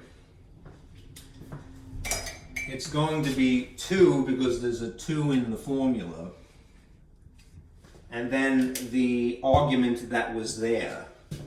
So 2 times the 2x that was there. Just be careful of that. Right, which means I need the space.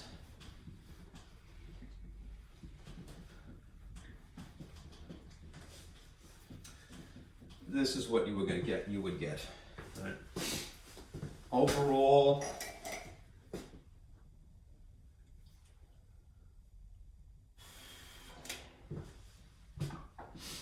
this is now the 1/4 that was here, plus the 1/2 cosine of 2x here. And now you have plus this 1/4 that is here, times this quantity. 1 plus cosine of 2 times 2 is 4x over 2.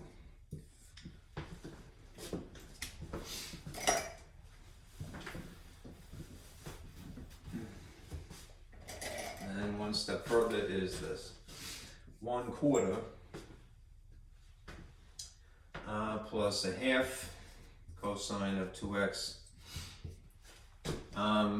Inside here, again, this would be 1/2 onto itself, and this would be cosine of 4x over 2.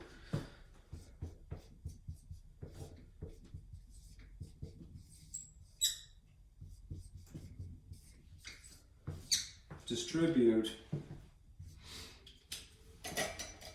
1/4 to the half, and then 1/4 to this.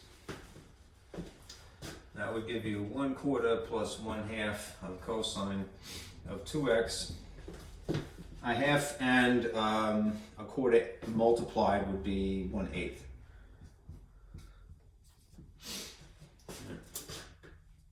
And then you have the same thing here. I'm going to make it a coefficient out in front. If this is really a half times cosine, a quarter times that half is again 1/8 with a cosine of 4x attached to it. Right. And you're going to try to combine whatever you can, which is just the fractions. All right. The 1/4 that is here and the 1/8 that is here can be merged. So you end up with this. 1/4 and 1/8. This is really 2/8, right? 2/8 plus 1/8 is 3/8, right? Plus a half. Cosine of the argument 2x plus 1/8 cosine of 4x. And although that may not make you jump for joy, it is an accomplishment, right? Because what have we done? We've taken something that was, a higher degree, an even granted degree, but and not an odd one. You could, in theory, factor something that is an odd into, for example, if this was cosine of 3, you would factor it into cosine first degree and then cosine squared adjacent to it, right? And then go through the same process. Right? You have now taken this high degree and expressed it using just degree 1. Right? So from a math purist perspective, that's a beautiful thing. Okay.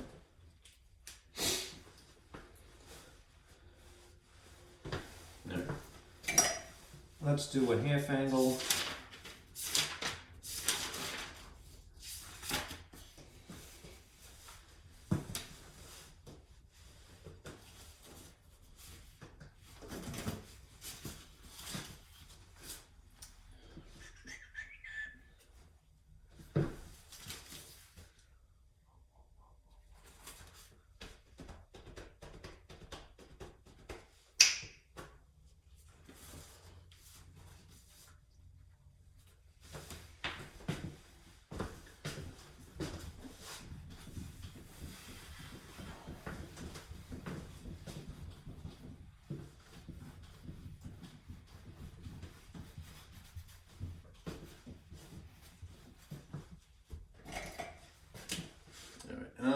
Say you had to find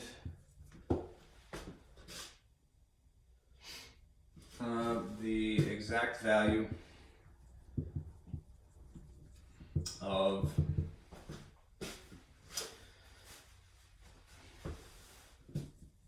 sine of 15 degrees. Right. This is an instance of basically when you have half of a special angle, right?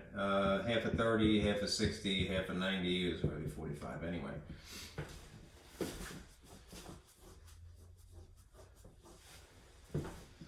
So that one we already have accounted for anyway.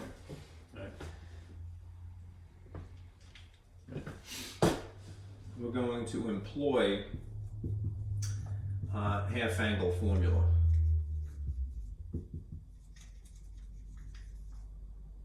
I swear that is a script R. There you go. Formule. Oh, there you go. Bad English. Okay. if you look at the half angle formulas, which are themselves derived from the reduction formula, all right, you have a couple of choices here, all right? Tangent is in 3 incarnations, but there's sine and then there's cosine. Being that we have a sine, I'm going to go with that version of this. So I'm going to duplicate the formula here for sine of a half of an angle. All right.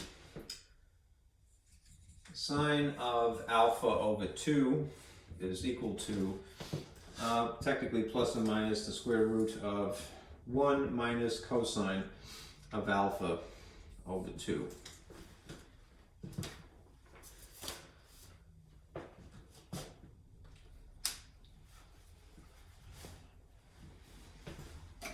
Okay. Now, what you might do is a teeny tiny little equation, you know.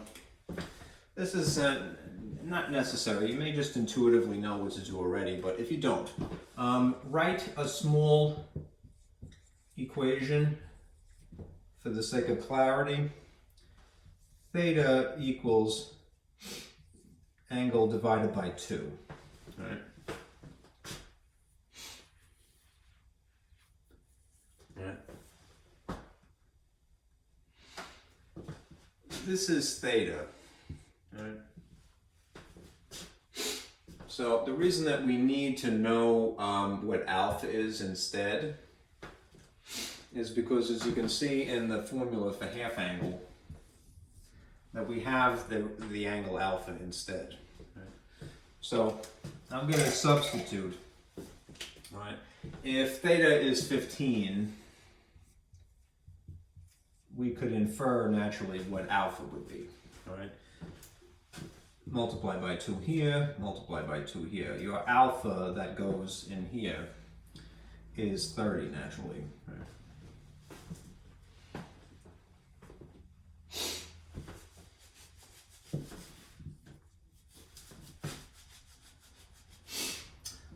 So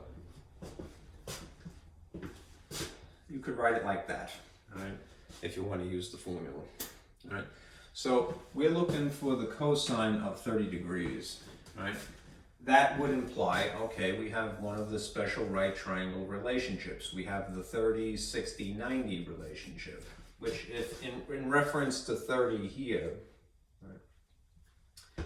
right, would make the dimensions square root of 3, because it's always along the edge of 30 to 90, 1 and 2. Right? If we're talking about cosine specifically, cosine of an angle is adjacent over the hypotenuse. So in reference to 30 here, adjacent is the square root of 3. So in place of this, all right, my red is dying here, we are going to substitute the ratio in place of the trig of the angle. So square root of 3 over 2.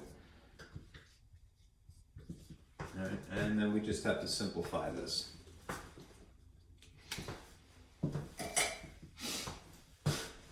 I need the space, so I'm going to put this elsewhere. Put it up here. When you combine a ratio, that is something that behaves like a fraction and has a denominator, with a whole number, just write it using a common denominator, right? There's no squaring, it wasn't part of the formula, so thankfully we don't have to worry about changing the top or the bottom here. What you need to do is just combine this with 1 somehow, and since the denominator is 2, make it 2 over 2. Right? Which means that you have this. 2 minus the square root of 3 over 2 sitting on top of 2. Right?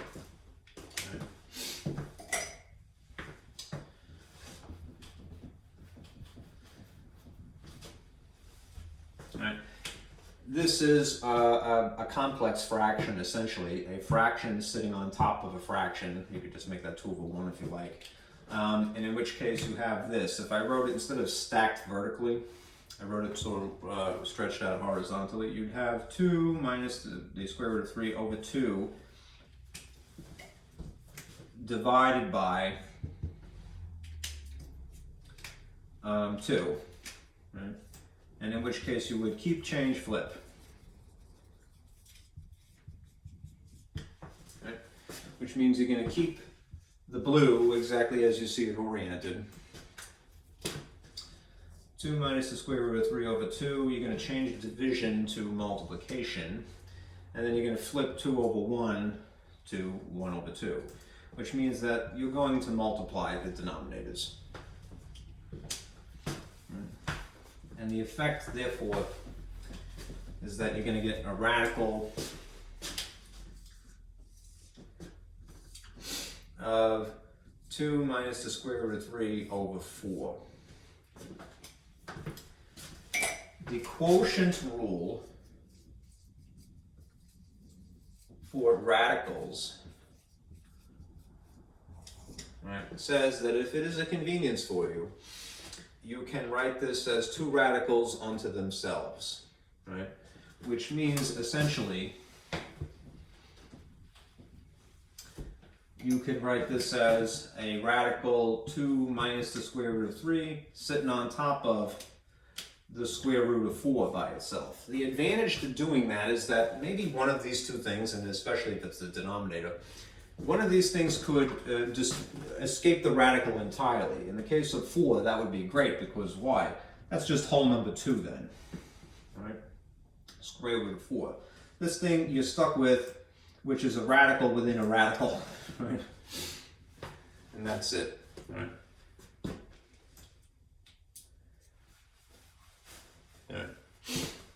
Now, being that we're dealing with sine, all right, of 15 degrees, if we had to choose, all right, positive or negative, and you probably wouldn't even think about it, you go with the positive, because 15 degrees is where? It's in quadrant 1. So your x and your y would have to be that relationship anyway. Okay?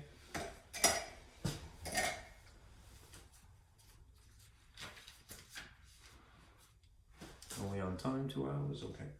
The other type of problem that they might throw at you is similar to the last problem. So let me do that. This will employ a half-angle formula as well, but it's a little bit more involved, so let me show you. It's given a ratio instead of an angle.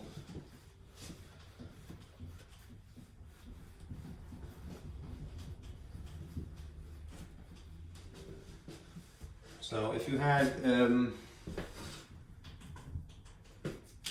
if you are given that the tangent of alpha is equal to this ratio, 8 over 15, right? And you're told that alpha is in quadrant 3 again. Right, find the exact value of the sine of alpha over 2, the half angle.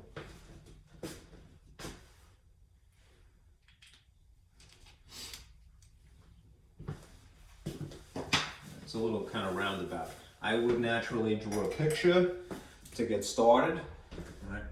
So especially if they're telling you quadrant 3 and they're giving you some kind of dimensions here, draw a simple picture.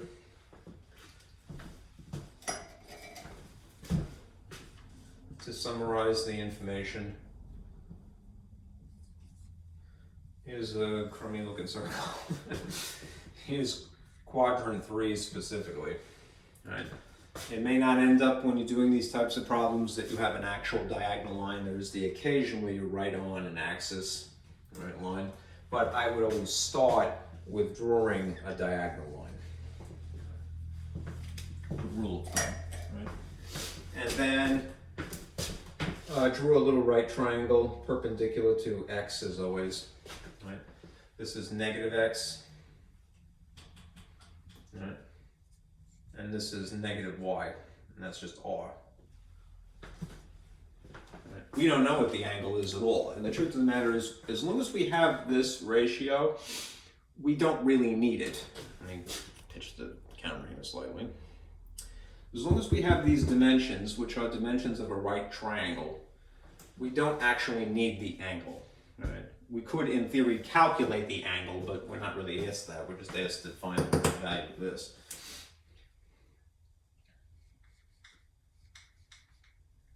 Okay, so here's the same triangle just enlarged.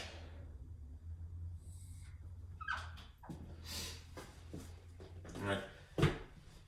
If tangent of an angle is opposite over adjacent, if it is in reference to an angle sitting here, right? Opposite of this angle would be here, right? And adjacent to this angle would be here, which would be a y value and an x value in this particular problem, right? As you know, in relation to an angle there, right? If the top is being called 8, and pardon me, yeah, the top is 8 and this is 15. And technically, this is an 8 here, and a 15 here. Okay.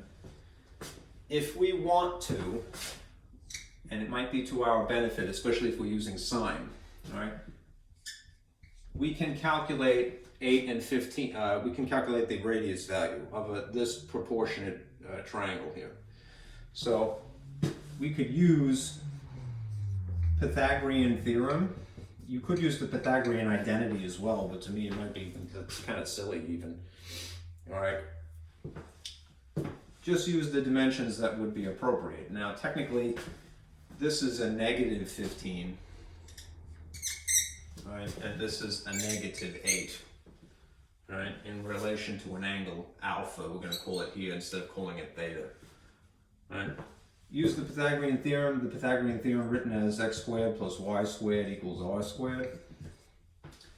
And solve for r, basically solve for the hypotenuse. So this rearranged would be r is equal to the square root of x squared plus y squared.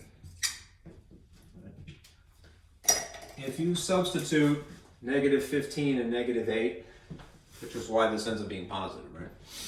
In here, you're going to get positive overall anyway. So negative 8, negative 15. All right. Negative 8 squared is positive 64. 15 squared is 225. You should then add 9, 8, 289 is actually a perfect square. It's kind of dumb luck, really. This is 17. The square root of 289, if that is in the frame, it's not quite. The square root of 289 from performing this calculation is actually 17. Okay. So, if the half angle formula that we're looking for is the sine of the half angle, even without knowing the angle, we can go to the half angle formula for sine and duplicate this identity here.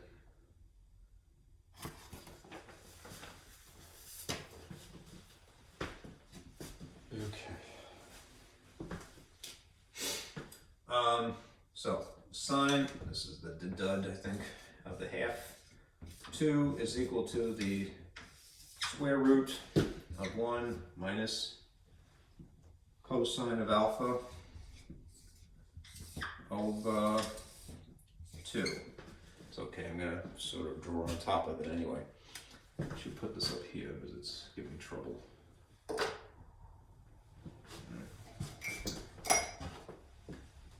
Cosine using these dimensions of 8, 15, and it's technically negative 15 and negative 8.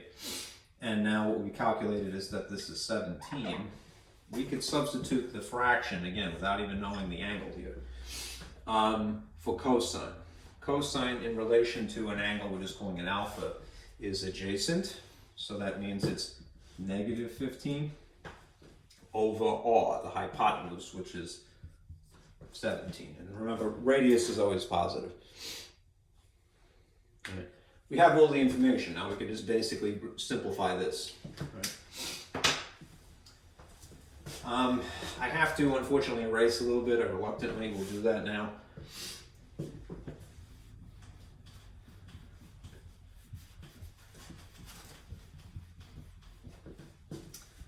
This is 1 minus negative 15 over 17 over 2, all of this going on inside of a radical. Right? There's nothing to square.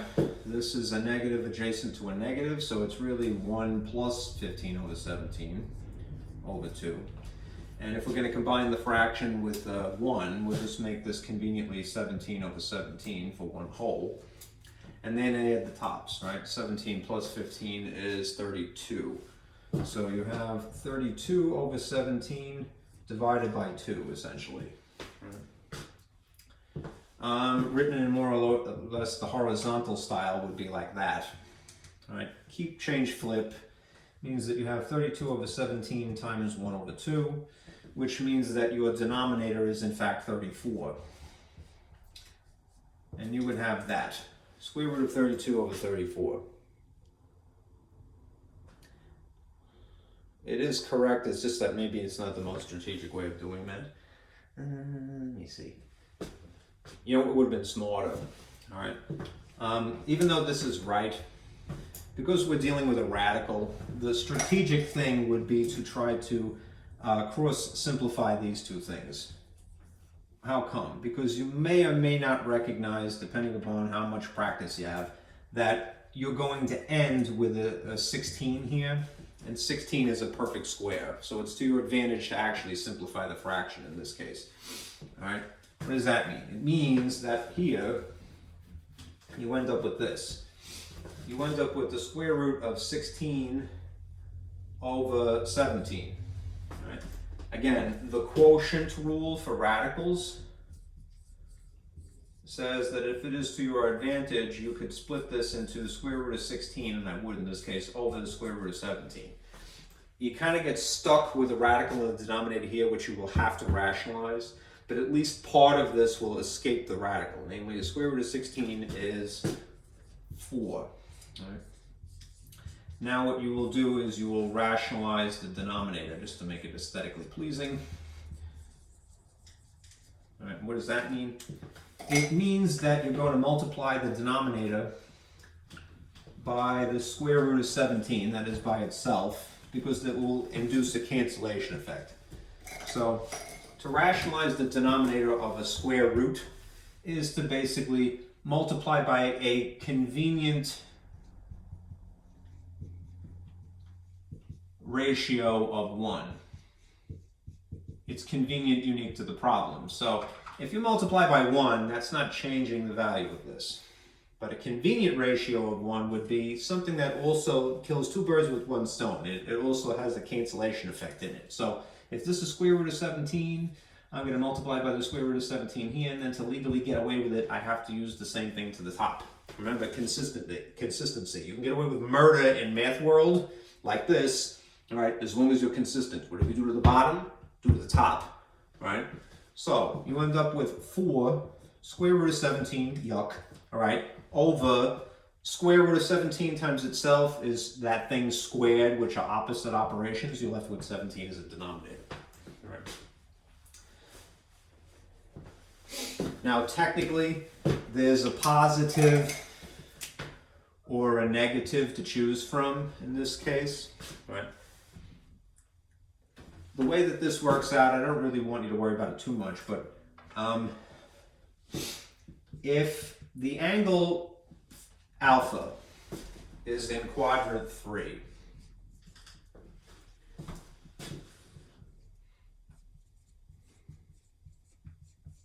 All right.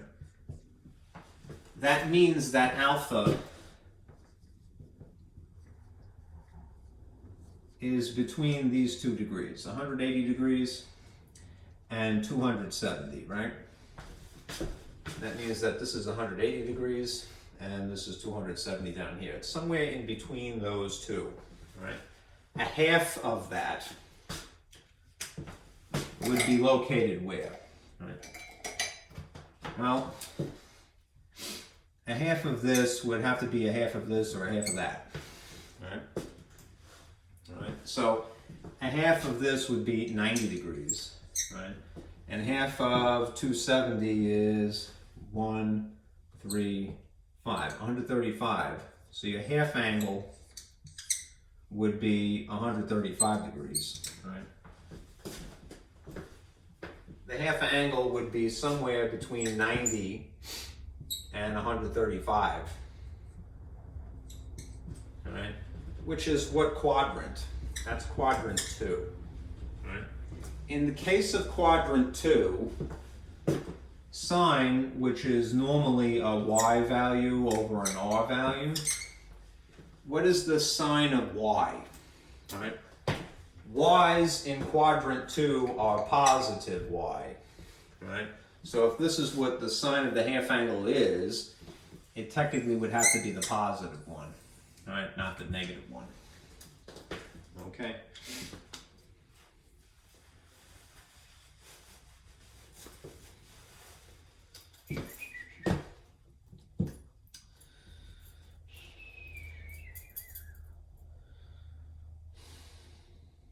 That's correct. I'm just trying to think of anything else I should say.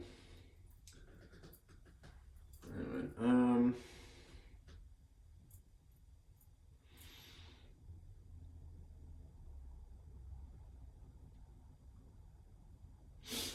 If they didn't ask you to find, for this example from the textbook, they didn't really ask you to find the angle, but I can't help but wonder, well, what would it be? Especially if it's verifying this information, right? That it is in quadrant 2, and therefore the sine answer has to be a positive because it's dependent upon y. Well, let's see. If our dimensions came from 8 and 15, we could figure out what the angle is here. This is really an extra thing that you're not responsible for, but it's kind of interesting. And if it reaffirms why this is positive, right, it is a good thing. So humor me for a moment.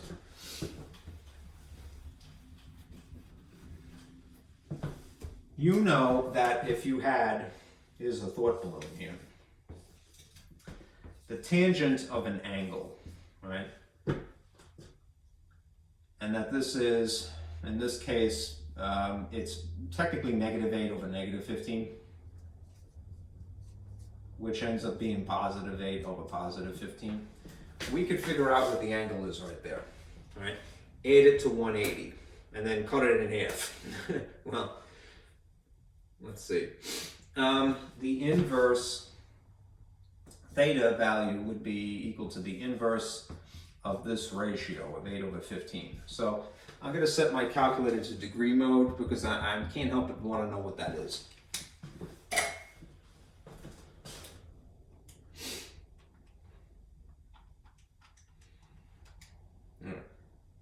Be 28 degrees technically. Let me see one other thing. Yeah. You would see if this is in degree mode here, that if you use these dimensions of 8 and 15, which are an x value and a y value, using the inverse tangent, we could calculate the degrees. So it should be 28 degrees. All right. Now, it's 28 degrees just from here to here. All right. If that is approximately 28 degrees, it realistically is 180 plus another 28, right? Which is what? 8, 10, 208 technically. 208 degrees, right? If alpha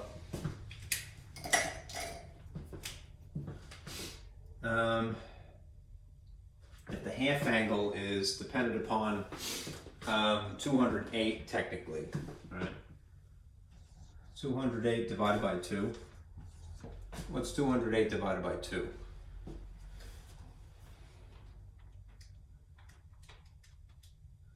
$104. Right. The half angle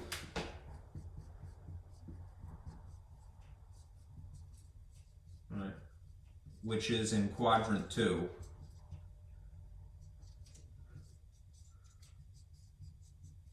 is about equal to 104, right? If these are the conditions that the half angle has to be between technically 90 and 135, it's somewhere up here, all right? Which makes sense. 104 degrees, and that's very sloppily written, is indeed between 90 and 135, so it's good. Okay. All right, 2 more and then we'll stop. All right.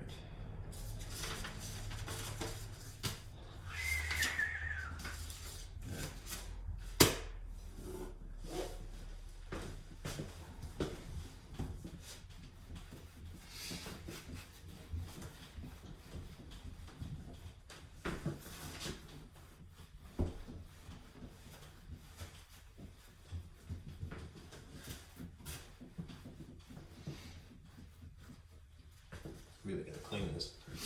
Let me pitch that ever so slightly. There you go. I think my tripod might be leaning. if you suddenly get dizzy and you fall over this way, you know what it is. It's my tripod. And it's leaning one way. In fact, let me try to just rectify that problem right now. And it's ever so slightly out of whack. There we go. I don't know why it sinks after a while. It just is not very secure, I guess. All right. Now, as I mentioned, the sort of train of thought of the derivatives here. How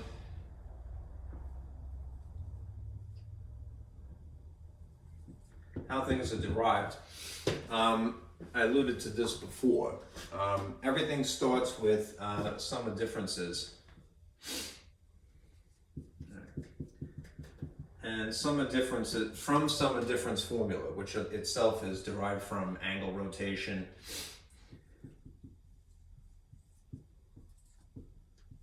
these ratios in a unit circle,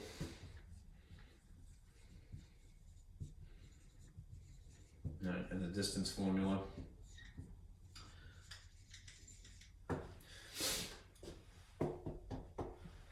From that you get the double angles, and double angle will give you reduction, right? Double angle is when you have alpha and beta are equal. The reduction formula will lead to the half angle formula, right? I'm just sparing us all the explanation at the time here. When it comes to the product to sum, what happens is essentially this, all right? This is also derived from the sum of difference formulas, identities, right? It's basically adding, just for example, the sum of the difference of cosine. Sum 2 difference of cosine, for example. Okay. So,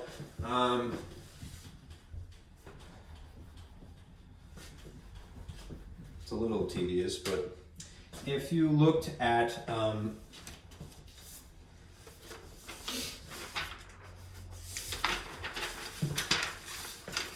cosine, for example,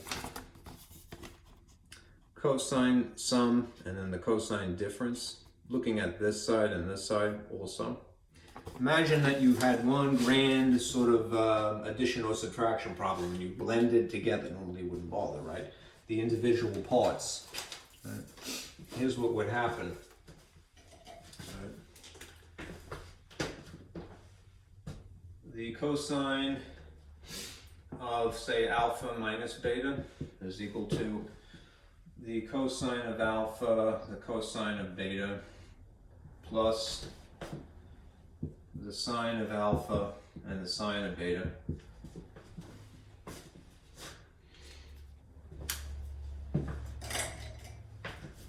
And then hopefully this is dark enough. Cosine of alpha plus beta is the cosine of alpha, the cosine of beta, minus the sine of alpha and the sine of beta. Imagine for a moment that you did this. One big addition problem.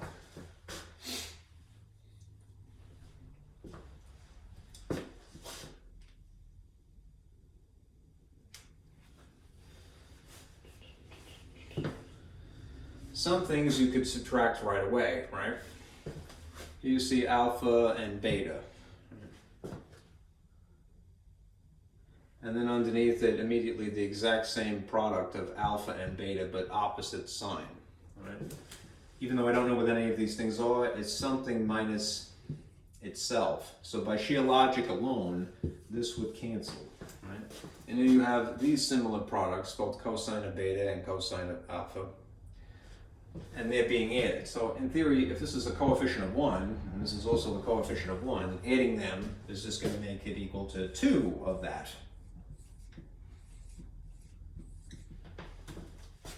On this side, you can't combine these because the arguments are different, right? So they're not technically like terms. These are not like terms. Right? So what you could do, though, is write them adjacent to each other.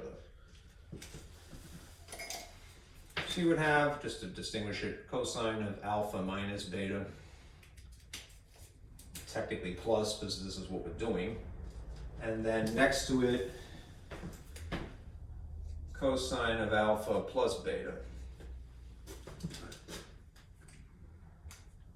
Now already you can see, although it's written backwards, that you can just manipulate this to be not having the 2 here.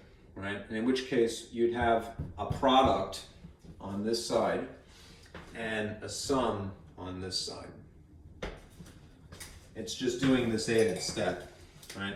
It's dividing by 2 here and then writing this underneath the entire other thing, right? Normally the way that it is written is like this, since it's starting out as a product. Cosine of alpha cosine of beta is equal to 1/2 up in front, right? And then this is encapsulated, right? Like so. The cosine of alpha minus beta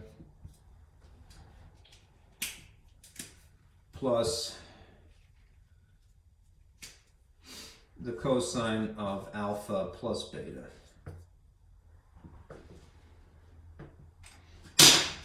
Lose that. And just finish the enclosing this. Okay. Which again, if you look at the handout, is here. Right. Product to sum, cosine of alpha, cosine of beta is 1/2 times the quantity of the difference argument and the sum argument. Right, both cosine. And that's just one example of them, right? Because there's also sine, and then there's, as you can see from this, a couple of different versions of this that are just by themselves product of sum. Right? To arrive at the sum to product, which is going the other way, there is more involved to it. It would involve a sort of a style of use substitution. Right? Let me do an example that is using this first, right? Before anything else. Right?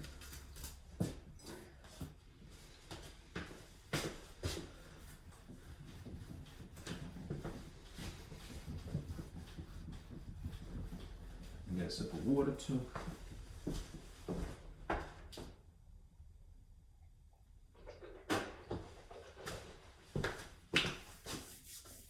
Okay. Won't be using this particular one in the example that I have, but that is correct. All right.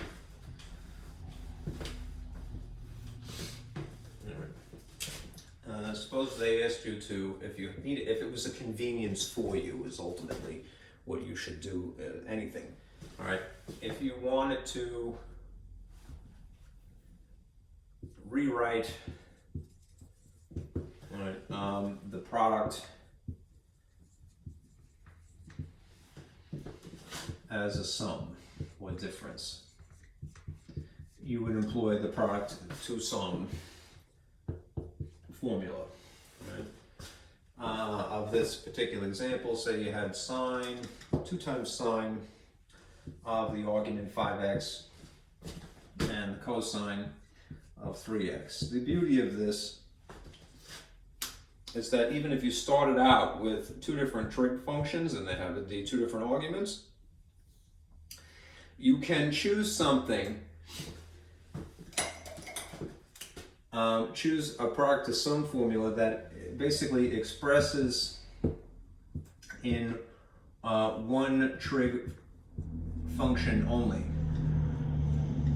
and it is a sum instead of a product. Right? So if you look at your choices, the thing that this most closely resembles, sine of alpha, sine of beta. Notice that you could express this exclusively in terms of sine, right, which is a benefit. Right. Right. So just call this alpha and call this beta, and then match it to the appropriate function, the appropriate formula rather. So if this is the model, write the model here first, because there is one little caveat to this that you need to adjust to. The model is sine of alpha cosine of beta is equal to 1/2 these sums. Sine of alpha plus beta plus the sine of alpha minus beta. Right. That is the model, right? This is the unique problem. It isn't just sine and cosine, it's twice as much. So there is one little change you need to make, right? And it is easy to fudge this, right? If this is times this relationship here, this expression, then fit this in here as well, right? And if in theory you're multiplying 2 times the model, that just doesn't just affect this left side of it, it affects the right side of it as well, which means that there's going to actually be a cancellation effect. Be aware of that, right? This is an identity. Right. You might mistakenly put this 2 here and then neglect to put it there as well, but this is an identity, not just an equation. Right, so you have to be consistent like that. Right? This thing that we're solving for is going to have a 5x in it and a 3x in it. Right? So having done that, now we can exclusively pay attention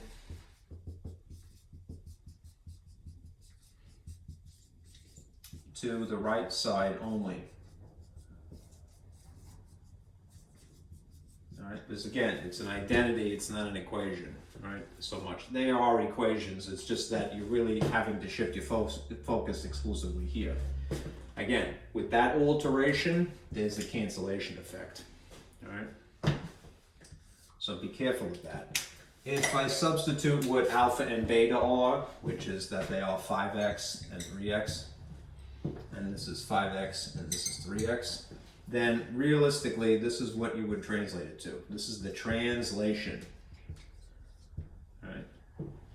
Sine of these things added. 3x and 5x are like terms, combine them into 8. Plus the sine of these are like terms, subtract them, combine them into 2x. This is your translation. It's rewriting the product as a sum exclusively, right? Don't even worry about this. It's just, you know, you're not going to blend together the parts is what I'm getting at. It's, again, it's an identity, right? Okay.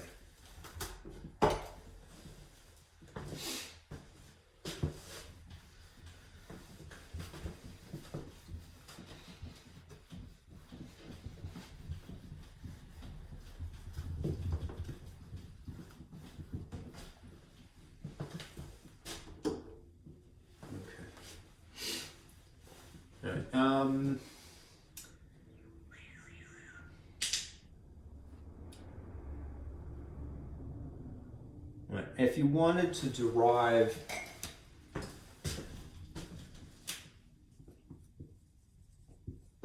the other way, that is from a sum to a product, it's a little bit more involved, right? It is contingent ultimately upon what we just had, but there's going to be a lot of substitution, right? Right? Substitution is involved.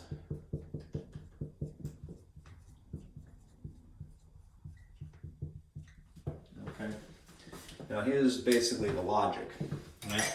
You can see from these identities and formulas, I'm sorry, I'm dropping my paper here, that we have arguments. I'm losing my thought here. Down here. The arguments are a difference of two angles and a sum of two angles. We're definitely going to incorporate the use of this still, but, all right, we're going to use substitute basically. Let's start with this, right? Let's call alpha, beta, u, right, for u substitution. Right? And just to distinguish it, let's call the difference alpha minus beta. The next letter in the alphabet, English alphabet, would be V, right? Right. I'm going to rearrange this and stuff it in that.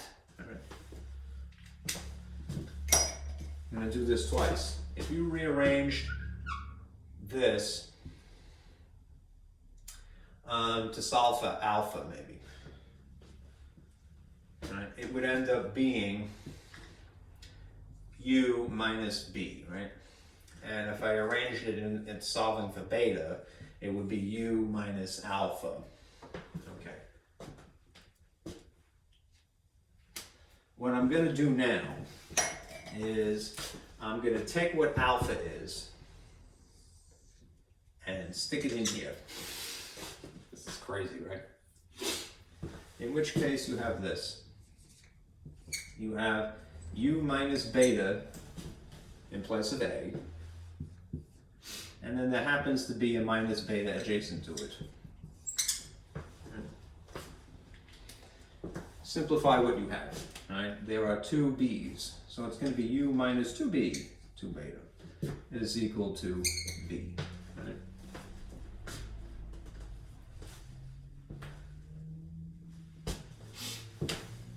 If you arrange this to solve for b now, you would subtract u, cancellation effect, minus 2 beta is equal to v minus u, and divide by negative 2.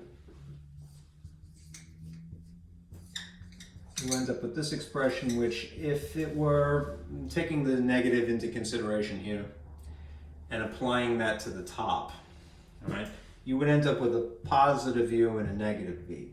So you would write the u in the front because it is alphabetical, I suppose, plus minus v. Notice that this is now a positive because of this negative here, over 2. All right. All right. If you go through the trouble to do this now for A, you would take this B and insert it here. All right. So you would take this and put it there instead. All right. And what you would have it solve for is this. You have this expression. All right. And my black is dying now. And then you would have a second expression, in which case you would have A is equal to u plus v over 2. Okay. Now, if you went to one of the products, all right, which is, as an example, the sum, pardon me again, sine of alpha cosine of beta, which is equal to 1/2 times sine of alpha plus beta plus the sine of alpha minus beta.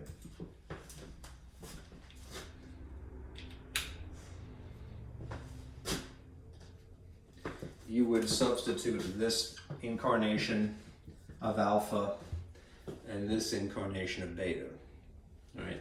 In here and in here, you know. Well, on this side here,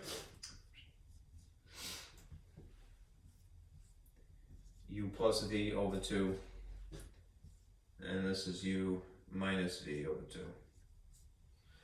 And over here, a plus b, this rearranged, and this rearranged. So your u would be a plus b, and over here, your u would be a minus b. Right.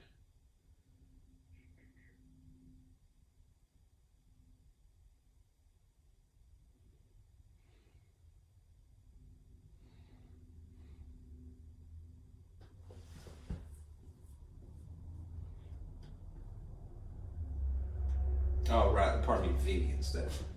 V, using this. All right, so v. Okay. All right.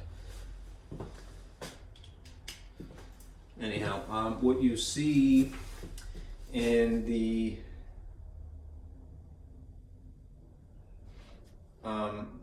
identities here, the formulas, the only thing that they've done is, instead of using u's and v's, right, they're using alpha and beta again, I guess for the consistency between these two.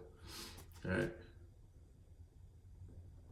But there's alpha beta over 2, alpha beta over 2. If you're wondering where those 2's came from, it's basically from this substitution process.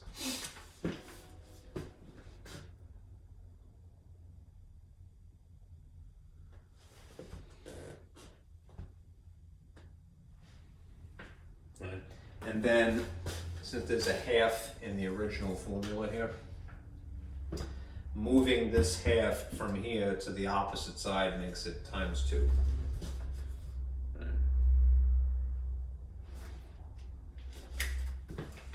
That's this.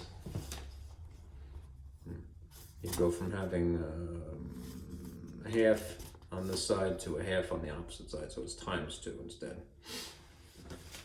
Okay.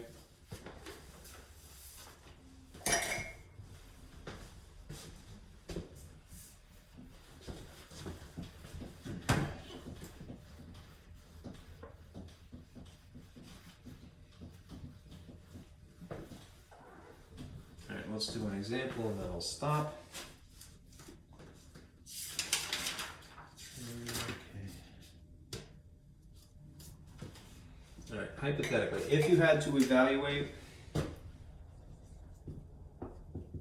that is to find the exact value of the cosine of 45 degrees and the cosine of 15 degrees. This is evidently two things being multiplied, right? So obviously this is a product.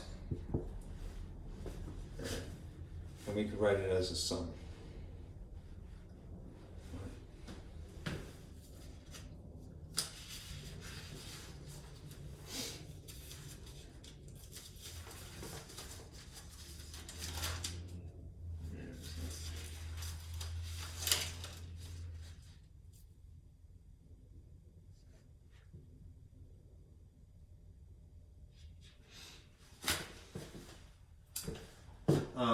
This is your alpha, this is your beta. Right? Again, if the model for cosine of alpha, cosine of beta looks like this, 1/2 cosine of alpha minus beta, in this case, plus the cosine of alpha plus beta. Substitute in the values that you have. You get a more satisfying answer in this case rather than an algebraic expression, as you have actual degrees here. Put in 45, and this is 15. And this is 45 and 15 again. If you subtract 45 and 15, you know you're going to get cosine of 30. In this case, you're going to get 75, which is unusual, right? Is that right? No, 60 rather, I'm sorry. Cosine of 60, which is not too bad either. Yeah. Assuming that you have now special right triangle relationships pretty much down pat, right? You have these two types. You have the 30, 60, 90 type, and the 45, 45, 90 type. The relationships, if something is oriented more or less in standard position, if this being 30 here and this being 45. Along the edge that is 30 to 90 is square root of 3, and this is 1, and then this is 2. This one is the same no matter what, or the square root of 2. Cosine of 30 substituted would be adjacent to 30, so that's square root of 3 over the hypotenuse of 2. This is still inside bracket here. Cosine of 60 is, you're gonna end up using this triangle again, but you're gonna be in reference to that dimension, that angle. Adjacent to 60 is 1 in this case, right? So that's 1. And the hypotenuse is still 2. And you do have to add these, but they're just regular numbers. They're not an expression, is what I mean, an algebraic expression. They have a common denominator as well. So a concise, more concise way of writing these two things is square root of 3 plus 1 over 2. Is that in the frame? Okay. And now you're going to multiply by a half, right? 1 times the numerator isn't going to change anything. So it's going to be square root of 3 plus 1 over 2 times 2 is 4. Right? And that would be your exact answer. Right. All right, that's it. Went through 3 sections. And I'll stop here. Right? Like I said, do yourself a favor. Right? Print this. Right, and if you like, at least if you find it agreeable, you can print the exact scan of the way that I chopped this up according to section. We would still need this for the very last sections, which would be 10.1 and 10.2. Right. To reiterate what I said before,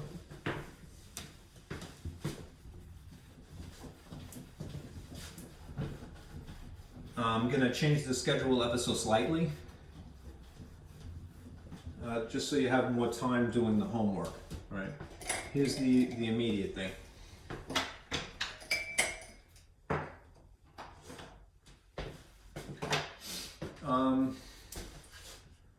For homework,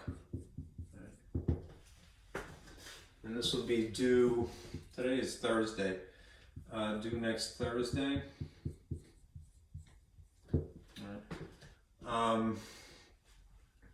Do section 9.2 and 9.3 practice.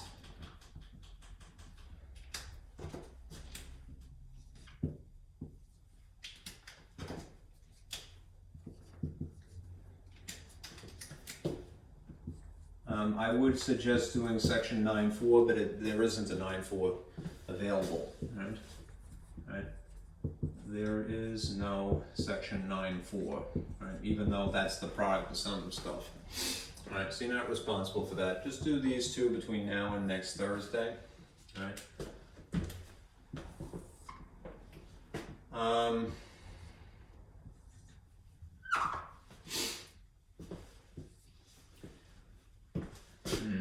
Let me look at the calendar again real quick here. I'm gonna decide. Test number 3 was supposed to be on Tuesday, right?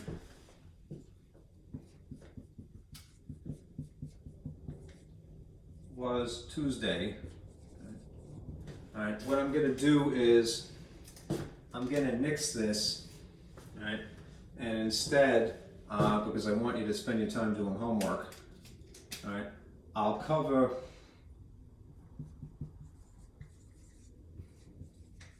section 10.1 and 10.2, that is the last material.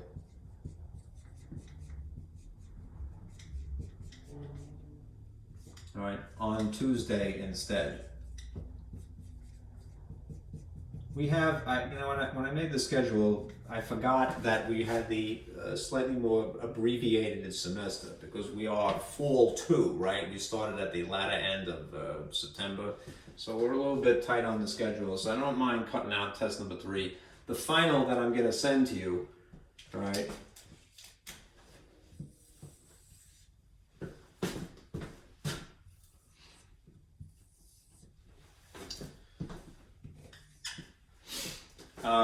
Is going to include the material from test number 3 either way, right?